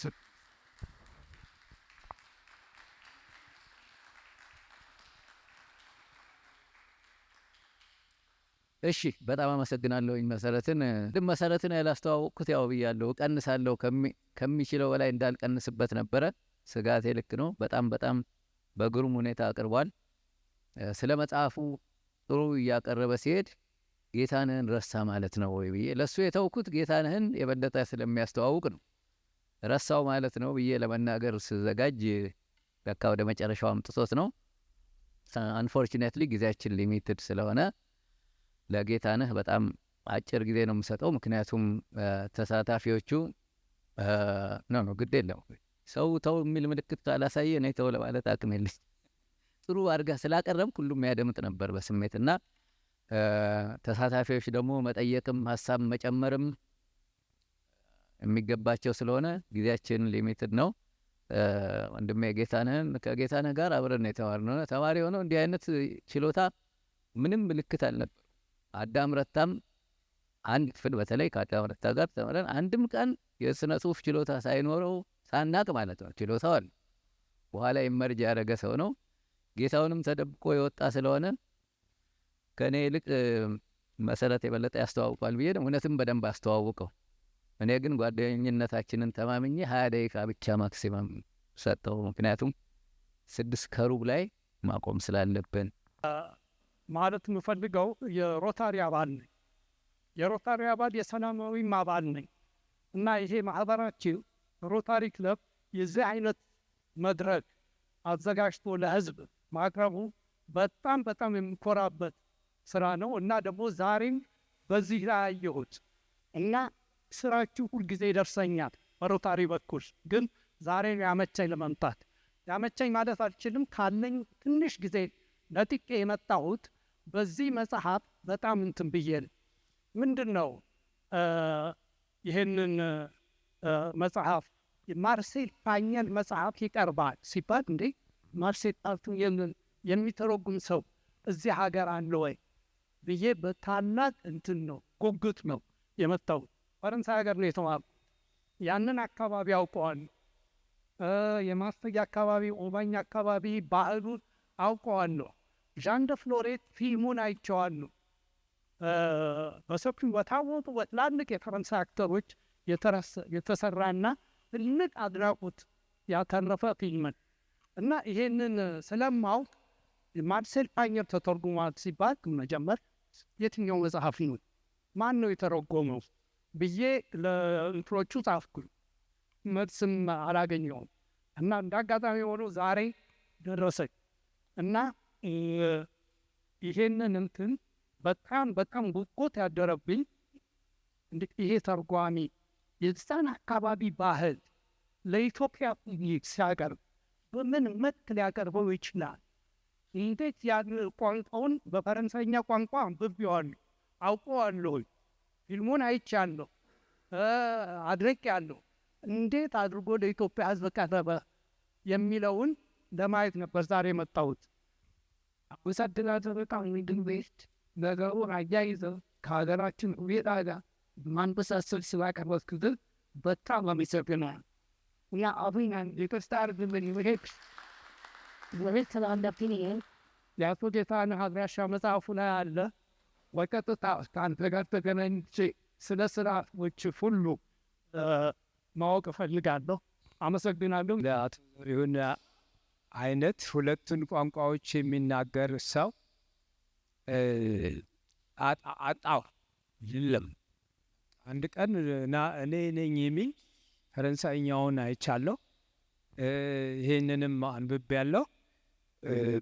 እንደዚህ አይነት የትርጉም ችግር አለበት ብሎ የሚያነሳ ሰው ይምጣ ብዬ ሁሉ በዚህ በወመዘክር እዛ አዳራሽ ውስጥ በተደረገ ዝግጅት የፎከርኩበትን ቀን አስታውሳለሁ። ትምክት ባይመስልብኝ አንድ የአዲስ አበባ ዩኒቨርሲቲ የትርጉም አስተማሪ ነኝ የሚሉ ሰውዬ መጥተው ብርሃኑ ታውቃቸው እንደሆነ አላውቅም። ወጣት ናቸው፣ የኛ እድሜ አይደሉም። ግን የትርጉም አስተማሪ ተብለው የትርጉም ቴክኒክ ሊያስተምሩን ሊያሳዩን መጡ ተጋብዘው። ይኩኖ አምላክ ነው የጋበዛቸው እዚህ።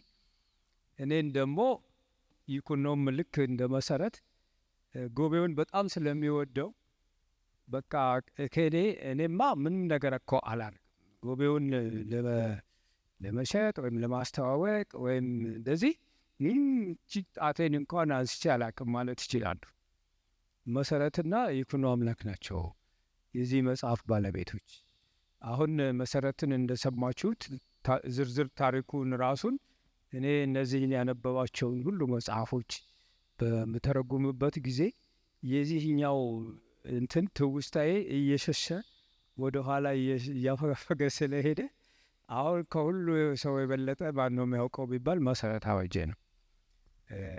እንደሰማችሁት አድርጎ በፍቅር ነው፣ በጣም በፍቅር ነው የሚወዱት መሰረትና ይኩኖ እግዚአብሔር ይስጣቸው።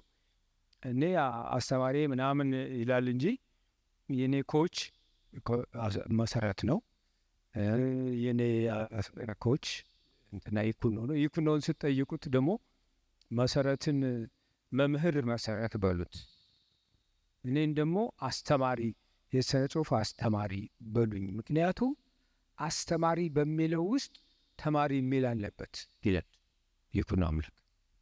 አስተማሪ በሉኝ ምክንያቱም እንደ መምህር መሰረት አልበቃሁም፣ ገና ነኝ፣ ተማሪም ጭምር ነኝ ሲል ነው።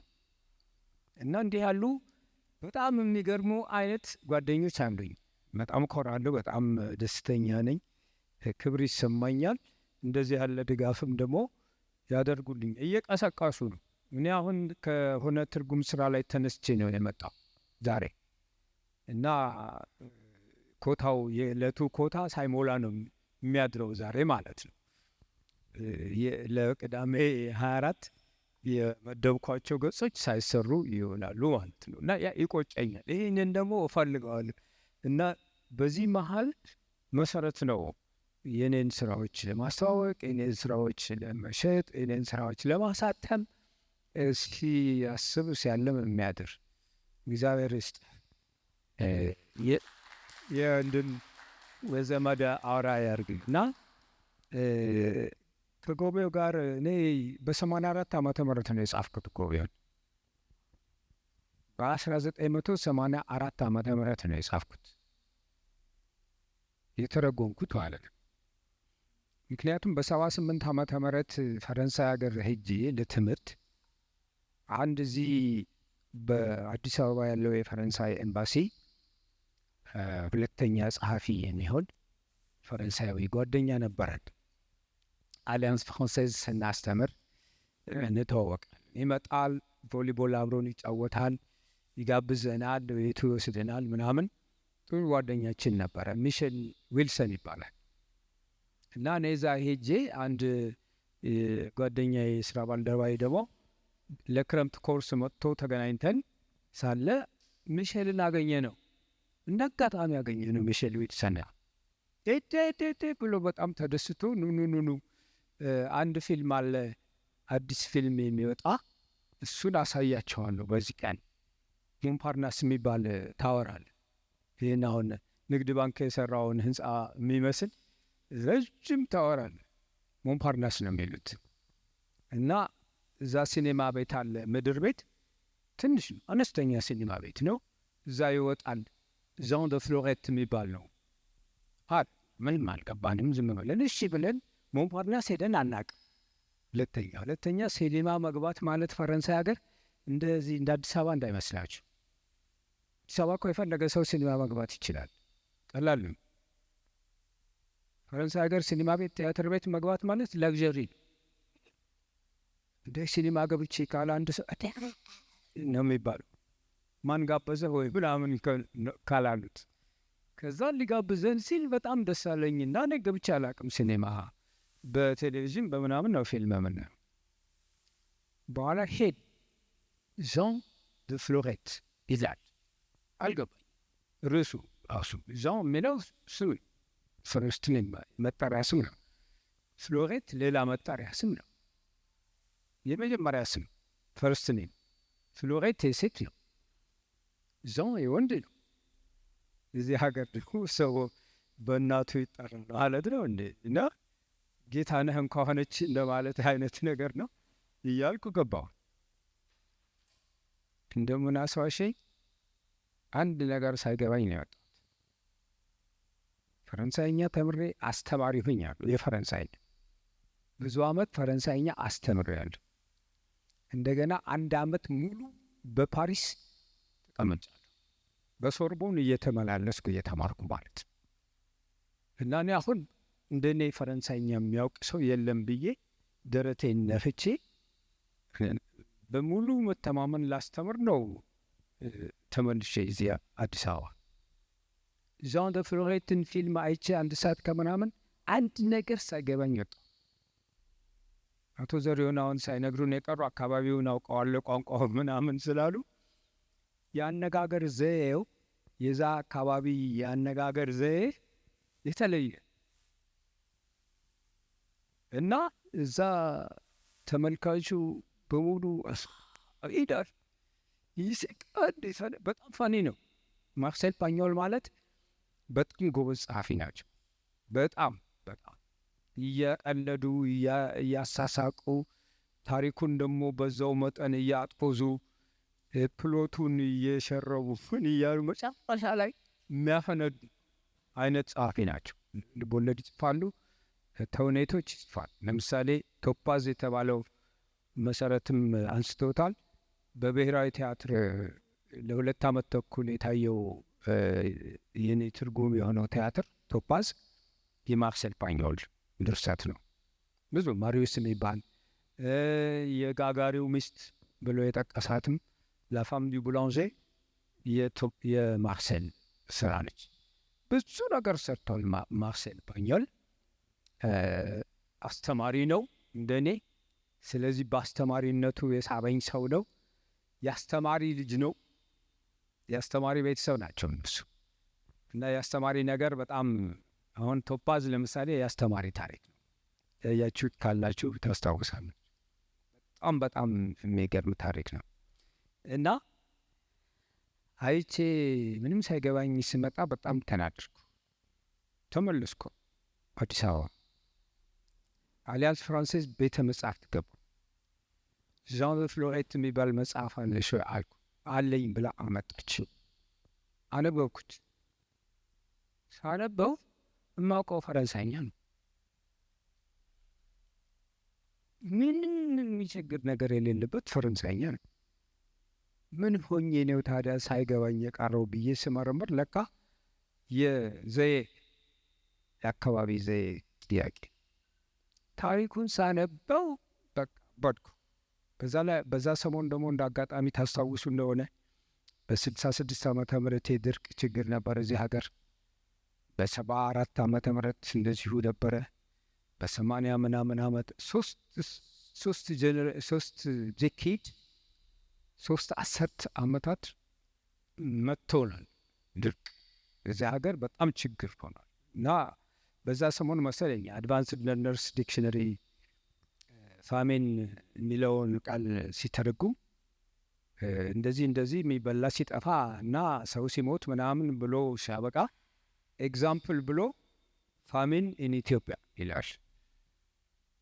ዛሬ ሁሉም ኢትዮጵያዊ በውስጥም በዲያስፖራም ያለ በሙሉ የሚንገበገብበት ታሪክ ይሄ እንዴት እንደዚህ ያደርጋሉ? አንዱ ምን አለ መጣና እንደ ዲክሽነሪውን ለመደለዝ ከመሞከር ፋሚንን ራሱን ደልዘው እዚሁ አጥፋው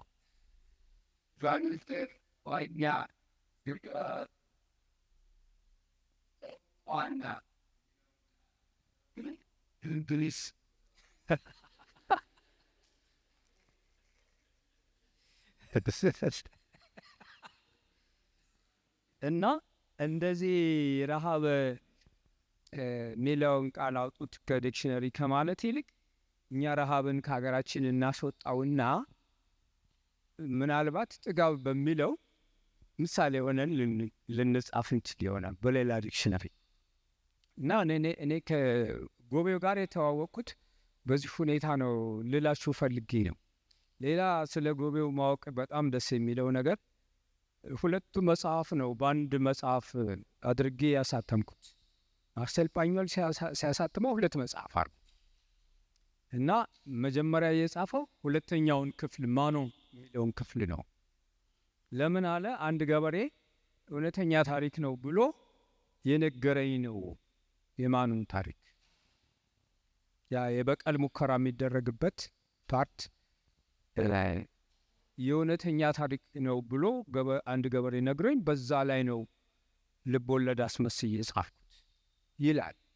እሱን አሳትሞ ሲያበቃ ሲያየው ታሪኩ ይሄማ የመጀመሪያ ክፍል አንድ ያስፈልገዋል ልጻፍለት ሌላ ብሎ የኋልዮሽ ነው ጎቤውን የጻፈው ዛውና ፍሎሬት እንዴት አድርጎ እንዳገናኘው ታሪኩንና እንዳሰናሰለው ከአንዱ ወደ አንዱ ስታልፉ ሁለተኛ መጽሐፍ የጀመራችሁ አይመስላችሁ። በጣም ናቹራል የሆነ ፍሎ ነው የምታዩት። እና እኔ በዛን ጊዜ ከሁሉ በላይ እንትን ያመኝ የነበረ የድርቅ ችግር፣ የውሃ ማጣት ችግር በሀገራችን ምን ያህል ጉዳት እንዳደረሰ ነው። እና እዛም በፕሮቨንስ የሚባል ክፍለ ሀገር ነው በእነሱ አካባቢ ድርቅ ተነስቶ ነበር። እኔ ዛያ ድርቅ ተነስቶ ገበሬው የዘራው ዘር እዛው ደርቆ ቀረ። ወፍ የበላው ወፍ ለቀመበት። በኋላ እነሱ ግን አልተራቡም፣ አላለቁም። ምንድነው የሆነው? የአውሮፓ ህብረት የሚባል አላቸው አደለ? እሱ በጣም ትልቅ ምርት አምርተናል የሚሉበት አመት ተመርጦ በዛ ልክ ለገበሬዎቹ ካሳ ተከፈላቸው። እና አንድ ገበሬ ትራክተሩ ላይ ቁጭ ብሎ ጋዜጠኛው ሲጠይቀው ምን ተሰማህ? አሁን እናንተ ድርቅ ስለሆነ ማምረት አልቻላቸውም፣ ነገር ግን የአውሮፓ ህብረት ፖለቲካው ፓርት ነው። የአውሮፓ ህብረት መጥቶ ይህን ያህል ያውም ቤስት ፕሮዲውስ ያደረጋችሁበት አመት ተሰልቶ ተከፈላችሁ፣ ምን ተሰማህ ምናምን ሲለው ያልሰሩበትን መብላት ያስጠላል አለ ገበሬው። በዛ ጊዜ ግን የኛ አገር ገበሬ እየለመነ ነበር እና እንደዚህ ያለ በጣም የሆነ የደፈረሰ ስሜት ነበር በዛ ጊዜ። እና ይህንን ሰውዬ ደግሞ ጎቤውን የጣለው የውሃ ችግር ነው። ዝናቡ ይዘንባል፣ በዚህ ወር ይዘንባል፣ በዛ ወር ይዘንባል እያለ እያሰላ ስታቲስቲክሱን ሁሉ እያወጣ ጉድጓድ አለኝ ብሎ ከዛ ደግሞ ምንጭ አለችው ይዛ ባቲስቲን የምትኖርበት ቦታ ገደል ውስጥ እንደ ባሰ ቢመጣ ከዛ እንቀዳለን ብሎ ተማምኖ ዘራ። ዝናቡ ጉድ አደረገው እና መሰረት እንደነገራችሁ ጉድጓድ ቆፍራለሁ ብሎ በዲናሚት ምናምን ሲያፈነዳ የህይወት ፍጻሜ ሆነ። እሱ ነበር በጣም በጣም የሚያመኝ። በኋላ በሀገራችን ደግሞ ሌሎች የፖለቲካና የማንነት ምናምን የሚባል ቀውሶች እየተፈጠሩ ሲመጡ ሆነ ተብሎ እየተዘሩ እንዲበቅሉ ሲደረግ የዚህ መጽሐፍ ትርጉም መጽሐፍ መሰረት በጣም በሰፊው ሃይላይት አድርጎ እንደገለጸው አይነት ሙያ ያለው መጽሐፍ ሆኖ ተገኘ። ምክንያቱም ይሄ በስቴዲዮቹ ዘረኛ ምናምን በሚለው ደረጃ እንደዚህ በእንትን ደረጃ አላየሁትም ነበር። ያው እኛም በመንደራችን መቀኛኘት ምናምን ነገር አለ እና እንደዛ ነው የገበሬ ባህሪ እንደዚህ ነው ብዬ ነኝ። ሌላ ማትኮር የምፈልገው ነገር ምንድን ነው? በባስቲድ ላይ ይህንን ሁሉ ነገር ያመጣበት ድንቁር ነው አለመማሩ። እዛ ዣን ደ ፍሎሬት ከከተማ መጥቶ እዛ ባስቲድ ቁጭ ብሎ አብሮ ሊኖር አልቻለም። ምክንያቱም የተማረ ነው፣ እሱ በጣም የተማረ ነው ኢን ዘ ሪል ሳይንስ ኦፍ ዘ ወርድ። እነሱ ደግሞ ገበሬዎች ናቸው፣ ማየሞች ናቸው። ሁለቱ ናቸው የተላተቁት፣ ድንቁርና እና ትምህርት፣ ጨለማና ብርሃን ናቸው የተጋጩት። እና እንደ አጋጣሚ ጨለማው አሸንፎ ነበረ። በኋላ ደግሞ ያው ተስፋም ምንጊዜም አለ። ተስፋ አለመቁረጥን የሚያሳይ በጣም ጥሩ መጽሐፍ ነው። መሰረት ነግረውናል ታሪኩን ምናምን ብላችሁ ባላነባውም የምትሉ ከሆነ ተሸወዳችሁ። ምክንያቱም ስታነቡት በጣም ነው እኔ ራሴ አንድ ቀን መሰረት እዛ ኢሲኤ ግቢ ውስጥ መጽሐፉን ይዤ ሻይ ቤት ቁጭ ብዬ ሳነብ እንግዲህ 84 ዓመተ ምህረት ጀምሮ አብሮኝ ያለ መጽሐፍ ነው። ስከልሰው፣ ሳርበው፣ ስገለብጠው፣ ታይፕ ሳደርገው የኖርኩ ነው እና አልጠግበውም። ገልጬ እንደገና አያለው ዝም ብዬ እና ኧረ ከራሱ መጽሐፍ ጋር ፍቅር የያዘው ሰውዬ ብሎ አሾፈብኝ። ታስታውሳለህ? እና እኔ ብቻ አይደለም እሱም ፍቅር ይዘውታል። ግን በጣም ቆንጆ ምን አለኝ ደግሞ ተስፋ በሚያስቆርጥ አይነት ጭምር እንደዚህ አይነት ነገር ደግማለሁ ብለህ በፍጹም በህልምህም እንዳታይ አለኝ። this is your masterpiece አትደግመውም አለኝ። እንግዲህ ቻሌንጅ ሲያደርገኝ የሚሆን አላውቅም። እና እንደማየው ደግሞ ከሆነ አሁን ያነበበላችሁ በሙሉ መጽሐፎች ትርጉሞች አሉ፣ በጣም የወደድኳቸውም አሉ። እንደዚህ ያረካኝ ግን አላገኘሁም እስካሁን ከራሴ ስራዎች። እና መሰረት ልክ ነው ማለት ነው። በቃ ላልደግመው ነው እንደ ይሄንን። አሁን ደግሞ እድሜም እየገፋ ሄደ እና በጣም ቆንጆ መጽሐፍ፣ እውነቴን ነው የምነግራችሁ። የኔ ስለሆነ አይደል፣ በ120 ብር ነው የሚሸጠው። ለምን መሰላችሁ? ያን ጊዜ 2 መጽሐፍ አድርጌ 60 ብር ቢሸጥ እንኳ ቀለል ስለሚሉ ሰው ይገዛቸዋል። ይሄ 500 ገጽ ሲሆን እየፈራ ይሮጣል ሰው እና እንዳልጫን ብዬ በ120 ብር አረኩት። ያ በዛ ጊዜ ገበያም በጣም ርካሽ ነው።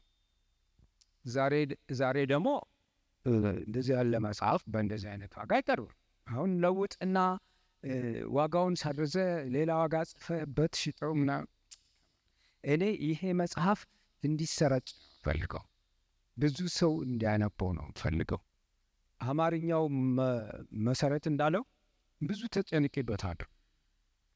ምክንያቱም በመጀመሪያ እኔ ማውቃቸውን ማስታውሳቸውን ማንኩሳ፣ ፍኖተ ሰላም፣ ደንበጫ ምናምን በዛ አካባቢ ቋንቋ ባስቲድን ራሱን አንስቼ ከፕሮቨንስ ከፈረንሳይ ጎጃም ነው ያወጣው። ጎጃም ስለማውቀው ነው። አንዳንድ ጊዜ ጎንደርኛ ብሎ በማያውቁት ነገር የጎንደርን አማርኛ ጻፍን ብለው ሰዎች ሲያንቦጫርቁ ምናምን አያለሁ። እኔ እንደዛ አላረግም። የጎጃምን አማርኛ አውቀዋለሁ። የዛ የደንበጫ የዳባ ኢየሱስን አካባቢ በደንብ ነው የማውቀው። እሱ ዳባ ኢየሱስን ስለማውቃት ነው ማንኩሳ ያለው። ማንኩሳማ ትልቅ ከተማ። እውነቱን እኮ ነው፣ እውነቴን እኮ ነው። 149 ነው 150 ሰው ነው የሚኖርበት ይሄ ባስቲድ። ዳባ ኢየሱስ ብትሄዱ ከዛ አይበልጥ ቢያንስ ይሄ መልክዓ ምድሩ ምናምን በቃ ልክ ለዛ ተብሎ በሆሊውድ ምናምን የተዘጋጀ ቦታ ነው የሚመስለው። እዛ ስገባ የኔ አማርኛ ነው ያደግኩበት እና አንዳንዱ ሲጠፋብኝ እዚህ ሀገር ብዙ ከመኖር የተነሳ ሌሎች ጓደኞች አሉኝ ይጠይቃቸዋሉ። እነሱም ሲጠፋባቸው ዘመድ ጥየቃ ደንበጫ ሲሄድ የዳባ ኢየሱስ ሰዎች ወንድም ያለ ታላቅ ወንድም ይዛ ወልዶ ከብዶ ሚኖር እሱን አምጥቼ አረቄና ሻሂ እየጋበዝኩት ቁጭ ብዬ የእውነቴን ነው የምነግራቸው። 20 ምናምን ስንት ዓመት ማለት ነው ከ84 እስከ 2009 እስኪታተም ድረስ 25 ዓመት ነው 20 ዓመት አብሮኝ ቆይቷል። ይመጣ በዛ ምክንያቱም ሳይሆን አይቀርም እንደዛ የወሰነው። ኤኒዌይ እኔ ጎቤውን እንድታነቡ ጋብዛቸዋለሁ። መሰረት ብዙን ነገር ተናግረውታል። ድንቁርናንና ትምህርትን ብቻ ሳይጠቅስ ስለቀረ ልሙላለት ብዬ ነው። በጣም በከፍተኛ ኮንትራስት ይታያል የሁለቱ መጋጨት። እዛ እውቀት ይዞ መጣ ዣን ደ ፍሎሬት ጎቤው፣ እነሱ ደግሞ በድንቁርና አዘቅት ውስጥ ተመችቷቸው ቁጭ ተመችቷቸው ገባና እንደዚህ ነው ሲል በቃ ፓፔ በቃ ይስቅበት ነበር። ድንች ሲተክል ምናምን ሲቀብረ ሽንኩርት ሲቀብረ ሁሉ በጣም ይስቅበት ነበር። በጣም ነበር የሚስቀው። ስንት ምናምን 1 ሜትር ጉድጓድ ቆፍሮ ቀበረው እኮ እስከ ወዲያኛው ዓመት አይወጣለት ምናምን። ግን እሱ ዘመናዊ በሆነ መንገድ ስለሚያመርት ውጤቱ በጣም አመርቂ ሆነ። እነሱም ደነገጡ። በኋላ እሱ ይሄ እንግዲህ አይነት በሰፊው ማምረት አለብኝ ብሎ ሰዶ ተወውና ዝናቡን ሲጠብቀው እኛም ጋር ዝናቡ ሞተሹ በውሃ ምክንያት ብቻ። እዚህ እኮ ያለው በጣም ትልቁ ችግር እኮ ውሃ ነው። ይጎላ የፓፒዮ ክርስትናች እኔ አታስብ ምናምን ይሄ ጉድጓድ አለ። ዝናቡ በሰኔ 1 ሚሊ ሊትር በነሐሴ 1 ኢንች ምናምን እያለ ደሰኮረ። ተራራ አለ። ያ ተራራ ደመናውን እንደ መቀስ ቅርጭት አድርጎ ሲከፍለው ዝናቡን የያዘው ፓርት በወዲያ ማዶ ወደቅ ዝናቡ። እነሱን የማይረባ ጤንፍ ታውቃላችሁ? ካፊያ ሆኖ ነፋስ እያደረገ የሚወስደው ፊታችሁን የሚገርፍ ካፊያ ጤንፍ ነው የሚባል በጎጃም። የማይረባ ጤንፍ ፊታቸውን አጠናፈራቸው ይላል። ይሄ አማርኛ ነው ትርጉም አይደለም ብላችሁ ልትወራረዱ ትችላላችሁ። ግን እንደ አቶ ዘሪሁን አይነት ሰው ወስዶ ደግሞ ይህንን እና ፈረንሳይኛውን እንደዚህ እያወዳደረ ቢያየው ኦልሞስት ሊተራል ትርጉም ነው ብላችሁ እንድትሉ የሚያደርጋችሁ። በጣም ከእንትኑ መውጣት ትርጉም ስራ አንድ ነው፣ አዳፕቴሽን ሌላ ነገር። እኔ አዳፕቴሽን አልሰራም። ትርጉሙ ደግሞ ኦሪጂናሉን መልቀቅ የለበት። አት ደ ሴም ታይም ትርጉም ማለት የለበት። አማርኛ ማለት አለበት። አለዛ ያልተሳካ ትርጉም እና እኔ ስለ ጎቤው እስከ ነገ ፓወራ አልጠግብም። እናንተን እንዳላሰለቻችሁ የብርሃኑንም ጊዜ እንዳላባክንበት ስለምፈራ በዚህ ላብቃ። ስለተገኛችሁ በብርሃኑ ላይ ደርቤ አመሰግናለሁ። ባለጉዳዩ ስለሆንኩ ስልኬ አለ እዚህ መጽሐፍ ላይ በጣም ደስ ይለኛል። ስለዚህ ጉዳይ አንስቶ መወያየት የሚፈልግ ሰው ካለ ሻሂ ቡና እያልክ ስለ ሌሎቹም የትርጉም ስራዎች ማወቅ የሚፈልግ ሰው ካለ ትርጉም በጣም ከባድ ነገር ነው። ቻሌንጆቹን ሁሉ አነሳለሁ ብዬ ነበረ በዚህ ንግግር፣ ግን ክላስሩም እንትን ሞዲል እንዳይመስልብኝ ብዬ ትቼዋለሁ። በጣም አስቸጋሪ ስራ ነው። ትርጉም ከባድ ስራ ነው። ያንን አውቆ ነው መግባት፣ ግን ጠቃሚ ስራ ነው። እንደዚህ ጣል እንደሚያደርጉት አይነት አለ። አሁን እነ ብርሃኑንም ለምሳሌ ባለፈው ኤፍሬም እንደነገረኝ መጽሐፎች ይሸልማሉ በየአመቱ። በጣም ከምሳፕ የሚያስፈልገው ነገር ነው። ጉባኤውን አወዳድራችሁት ነበር ወይ ብላ ልጄ ጠየቀችው። በኋላ አይ እኛ ትርጉም አናወዳድርም አለ።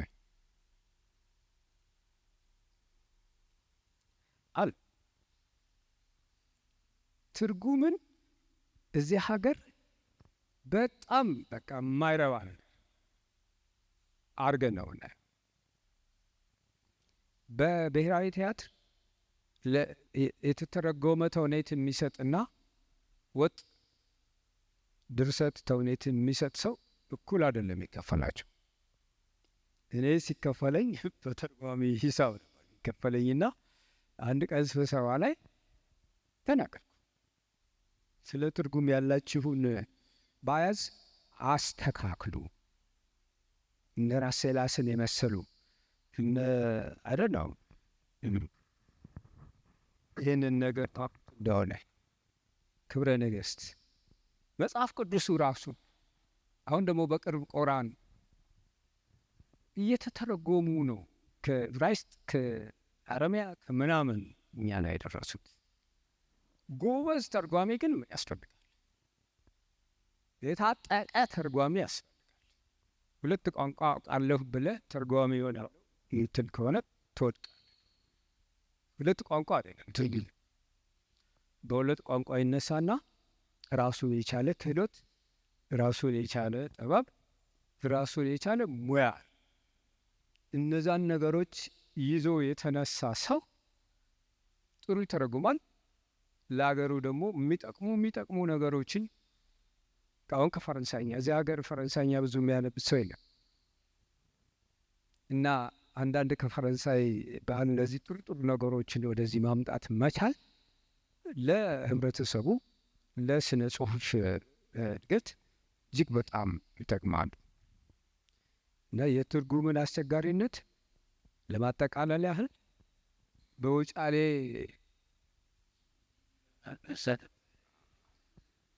ቀላል ነው ትርጉም ብሎ የሚያስብ ሰው ሳለ ዝም ብሎ ጉግል ጋር ሄደው ምናምን እስራት። አንዱ ምን አደረገ?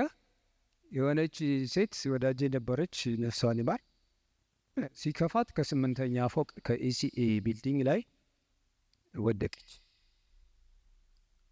ወደቀችና ሞተች። ከዛ ለፖሊስ ሪፖርት አድርጉ ሲባል በአማርኛ ምን ብሎ ጻፈ? አንዱ ከ8ኛ ፎቅ ተወርወራ ሞተች ምናምን ብሎ ጻፍ፣ ተወርወራ ብሎ ለፖሊስ።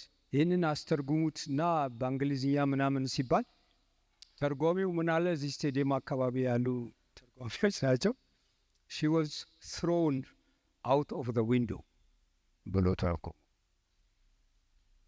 በኋላ ኔጋ አመጡና እስቲ ቼክ አድርገው ይህ ነገር ትክክል ነው ወይ ምናምን። እዴ ማነው የወረወራት አልኩ። ይሄ እኮ ወንጀል ሆነ እኮ አልኳቸው። ደነገጡ እነዚህ አለቆቻችን። እንዴት እንደ ስሮውን አውት ኦፍ ዘ ዊንዶ ማለት እኮ ሰምበዲ ስሮ አውት ኦፍ ዘ ዊንዶ ማለት። በአማርኛው ግን አሻሚ ነው። ተወርውራ ወደቀች ሲጽፉ ራሷን በራሷን ወረወረች ማለት ሊሆን ይችላል። ትርጉም ክፉ ነው። ጣሊያን ምን ይላል? ትራዲቶሬ ትራዱቶሬ ማለት ትራንስሌተር ምንድን ነው? ትራዲቶሬ ትሬተር። ተርጓሚ ማለት ከሃዲ ማለት። እዚህ ያለውን በሙሉ ወደዚህ ማምጣት በጣም አስቸጋሪ። ምክንያቱም ባህላዊ ያለው የቋንቋ አለው ስንት ነገር እና ብዙ የሚቀር ነገር አለ። ሌላው ቢቀር እንደ ጎበዝ እንኳን ብትሆኑ ይኩኖ አምላክ ምን አለ አንድ ቀን what is lost in translation is the poetry አለ። ሌላው ቢቀር መልእክቱን እንኳን አንድ ባንድ ብታመጡት ቅኔውን አታማሩት። ቅኔው አለ ወይም ቅኔውን ለማምጣት የዛና አገር መቼትና የዚህና አገር መቼት ቀንቷችሁ እንደኔ ወይም ባቦሰጥ ሲገጥምላችሁ እንደዚህ ክክ ብሎ ሲገጥ እንደ ባስቲድና እንደ ዳባ ኢየሱስ ማለት በዛ ጊዜ የዛኛውም ቅኔ ለዛ ባይሆን የዚህኛው ቅኔ ይመጣል እና በጣም ይቅርታ። አመሰግናለሁ። ደህና ዋሉ። መልካም ሳምንት።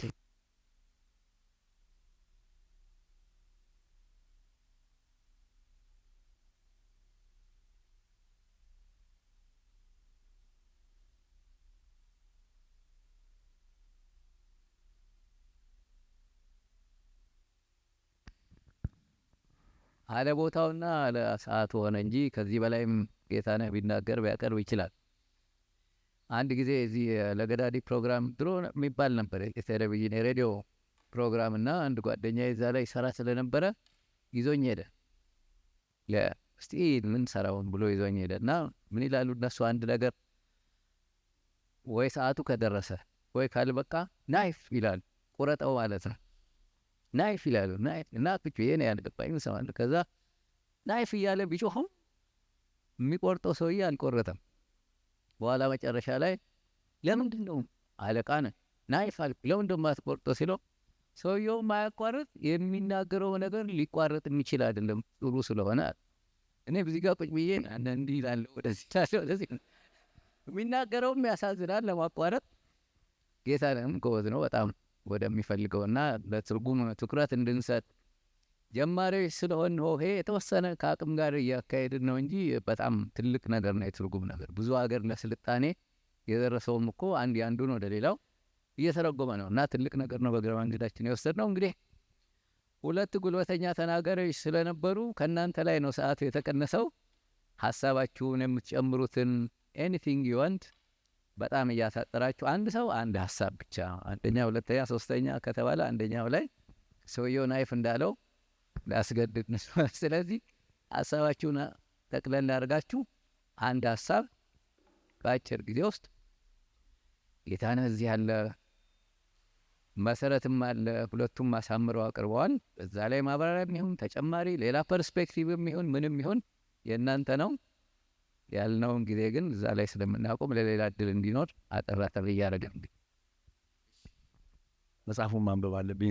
በቃ ምንም መላቀቅ የማልችለው ነገር ነው። ኢትዮጵያዊነት ይታያል። ይሄውን የምንነግራቸው የዘረኝነት የመገፋፋቱ አንዱ አንዱን ለመብለጥ የሚደረገው ነገር በቃ ኤግዛክትሊ ፈረንሳይ ሳይሆን እዚህ ኔክስት ዶር እኛው ጋር ሆኖ ነው ያገኘሁት እና ኢት ዋዝ በሜጋ ያላሳተመልዎት ምናልባትም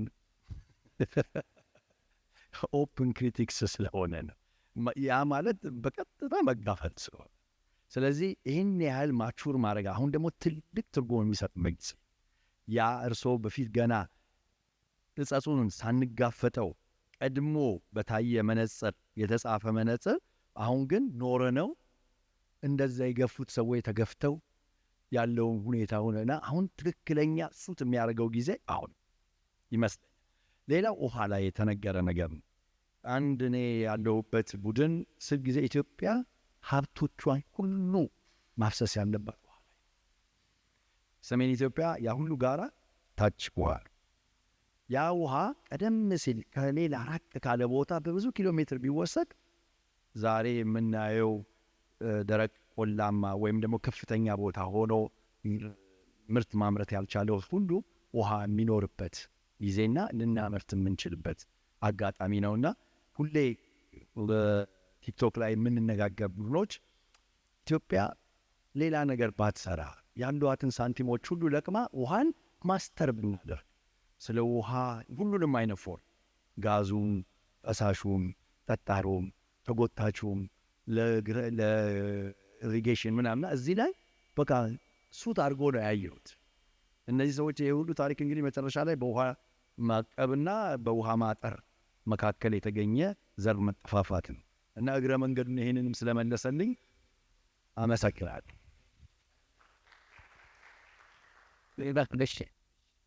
እኔ ማንሳት የፈለግኩት በትንሹ የተነሳ ግን እንደ የበለጠ መስማት የምፈልገው በተለይ ከጋሽ ጌታነህ ቋንቋን በተመለከተ ተነስቷል። ግን ሆሄም በተመለከተ እዛ ውስጥ የሆሄ አጠቃቀም የተለየ ነገር ስላየሁኝ እሱ ላይ ትንሽ መስማት ፈልጋለሁ።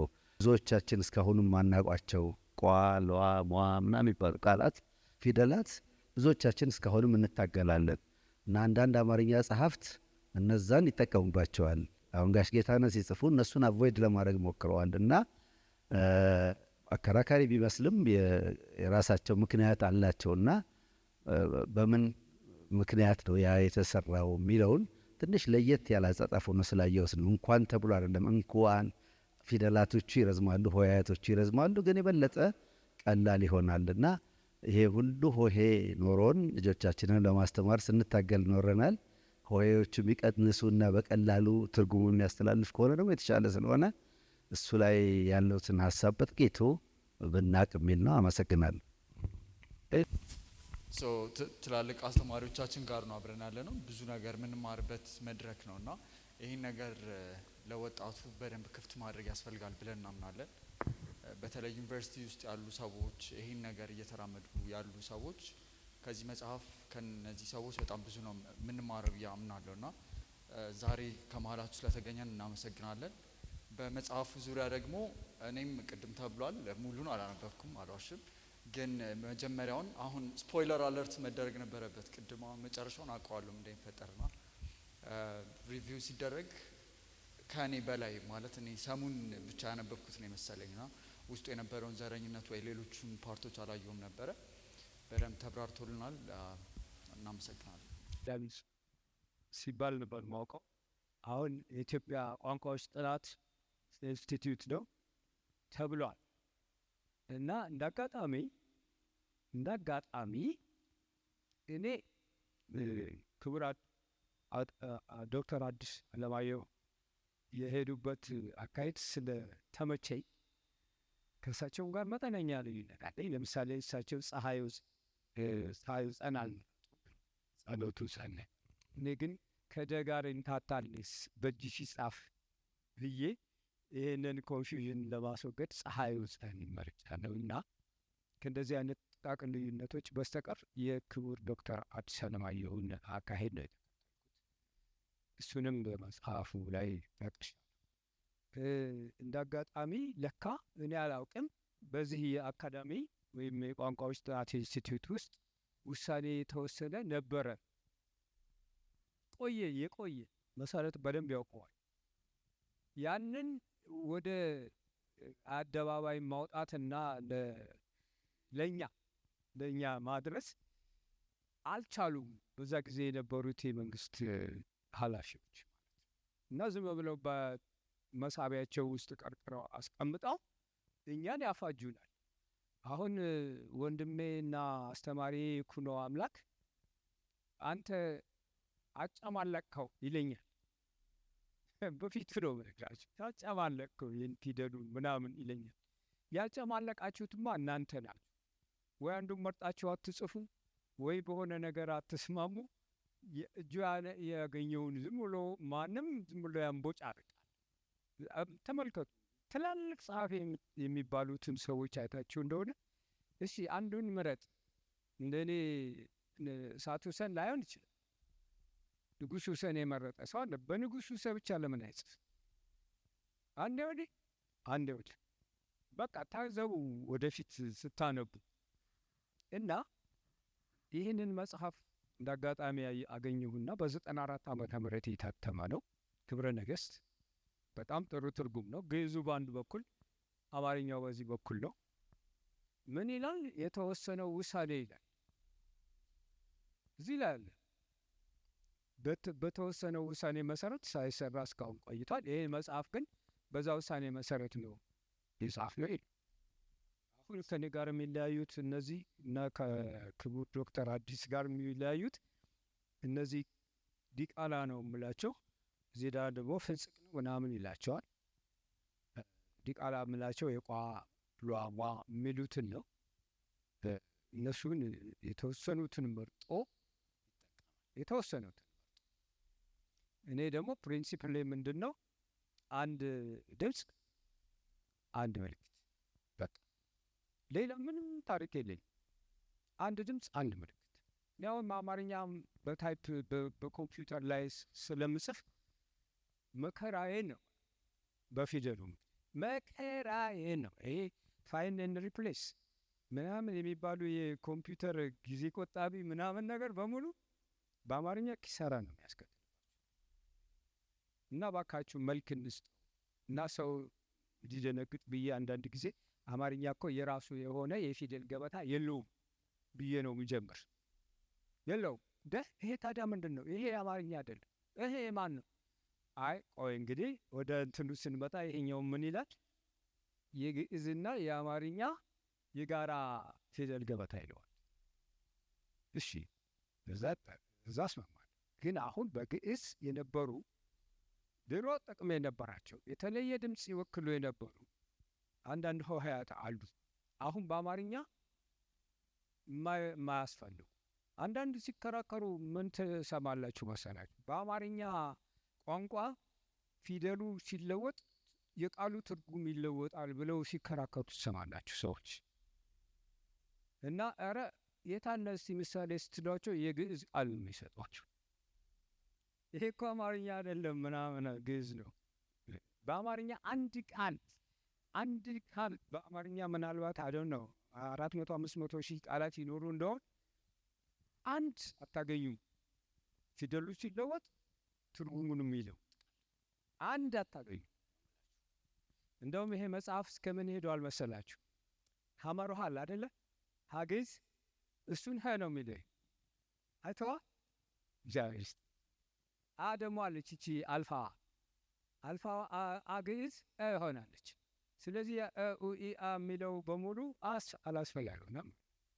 እኔ ከኪቦርድ አንጻር ነው መጀመሪያ ስነሳ ኪቦርዱ በጣም ተንዘላዘለ፣ ማስራት አልተቻለም። ፕሮግራም ለሚያደርጉት ሰዎችም እጅግ በጣም አስቸጋሪ ነው።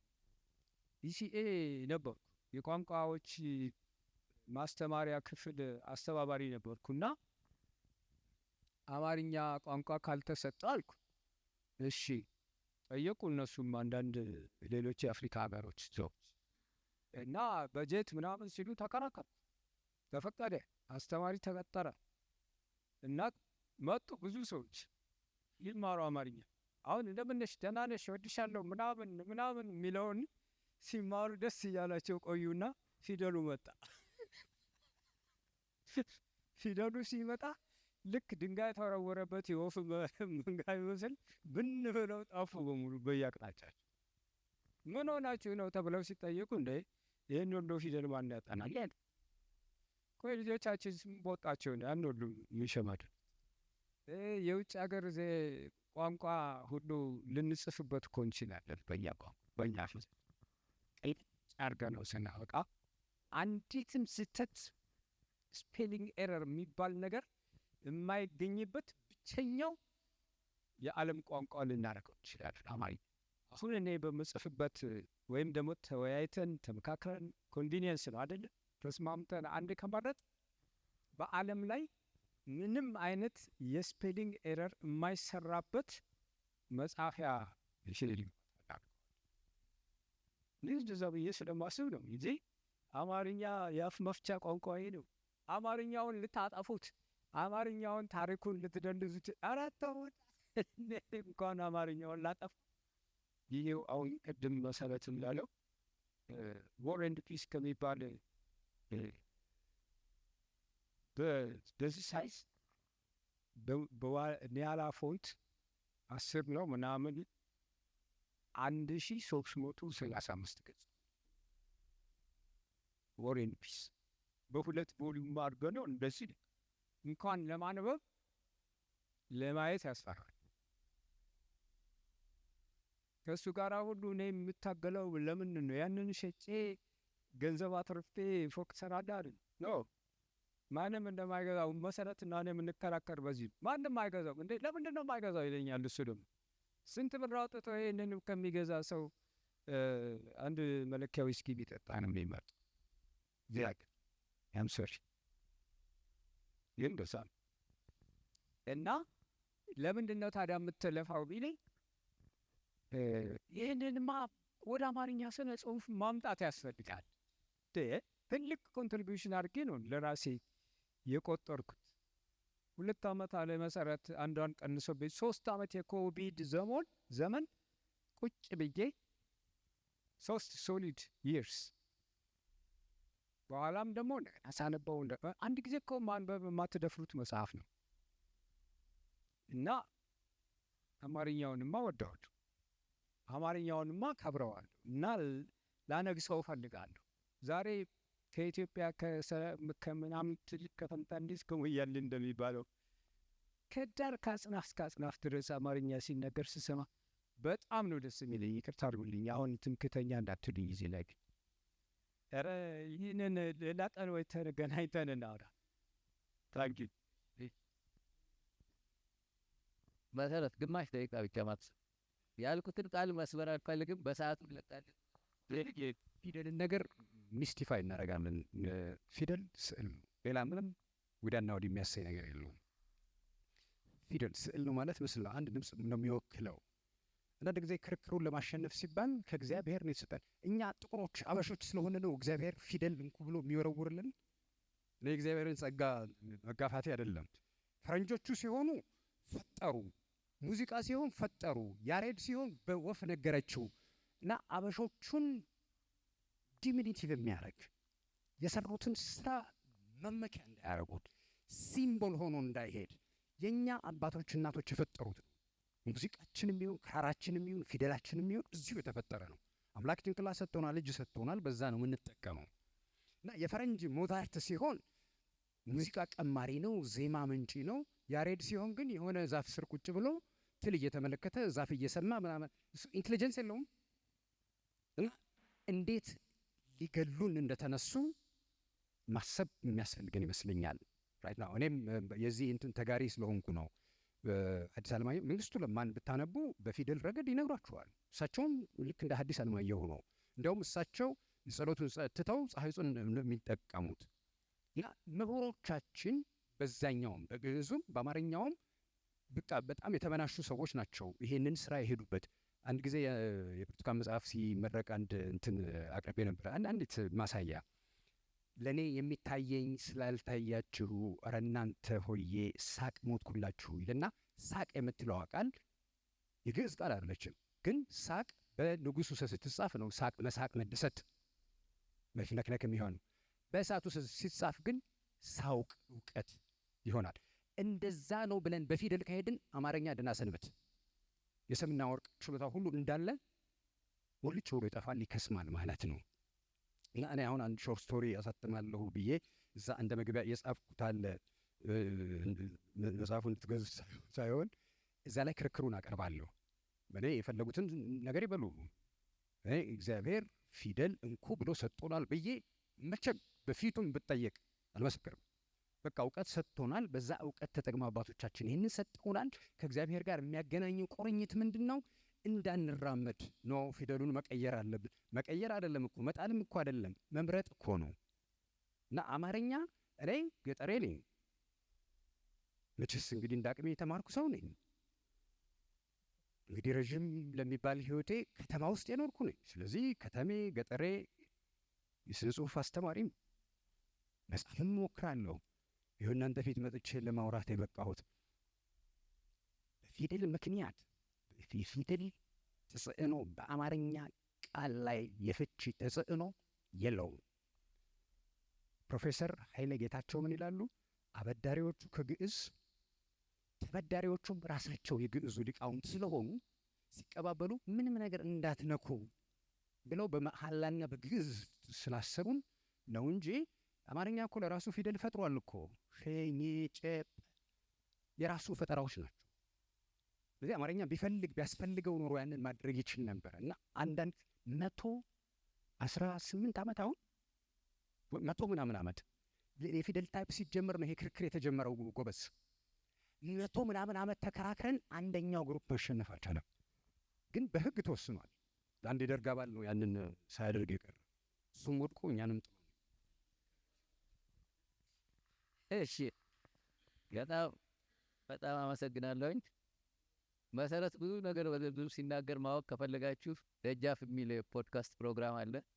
እሱ ላይ ከተመቻችሁ ያያችኋል ትኖራላችሁ።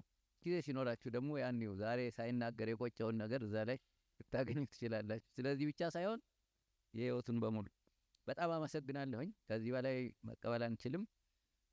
የወዲያነው ሮትራክት ሰው እዚህ አለ ሰምቻለሁ። እሺ ግማሽ ደቂቃ ልስጥ የምትለው ነገር ካለ ሪኮግናይዝ ማድረግ ያለብን የሮታሪ ሌሎች ወዳጆቻችን ናቸው። በኋላ ስለመጣለው እሺ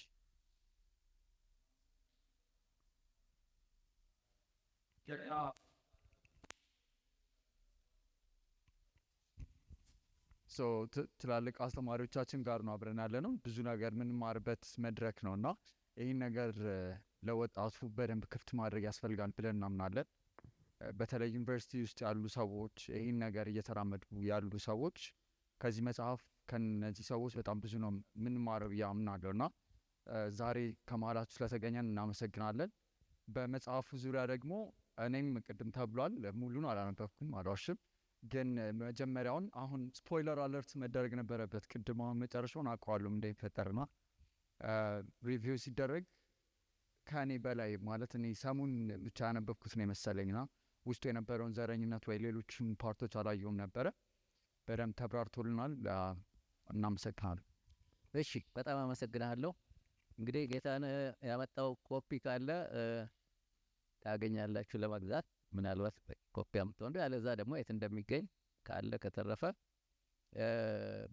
በጣም ጥሩ ጊዜ ነው ያሳለፍነው ብዬ ገምታለሁኝ። ይሄ 5ኛችን ነው።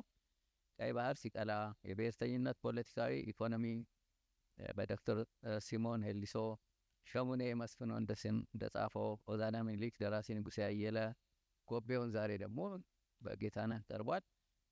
እንደ አጋጣሚ የመጀመሪያው መጽሐፍ ቀይ ባህር ሲቀላ የሚለው ነበረ። እንዳልኳቸው የመጀመሪያው ቀን በሁሉ ነገሩ ሰክሰስፉል ነበር። እንደ ዛሬው የመጽሐፉ ጸሐፊ ዶክተር ወንደሰን ዶክተር ፍርዳወቅ አብሮን አለ። ዶክተር ፍርዳወቅ እንደው አንዴ ስለመጣህ እናመሰግናለን።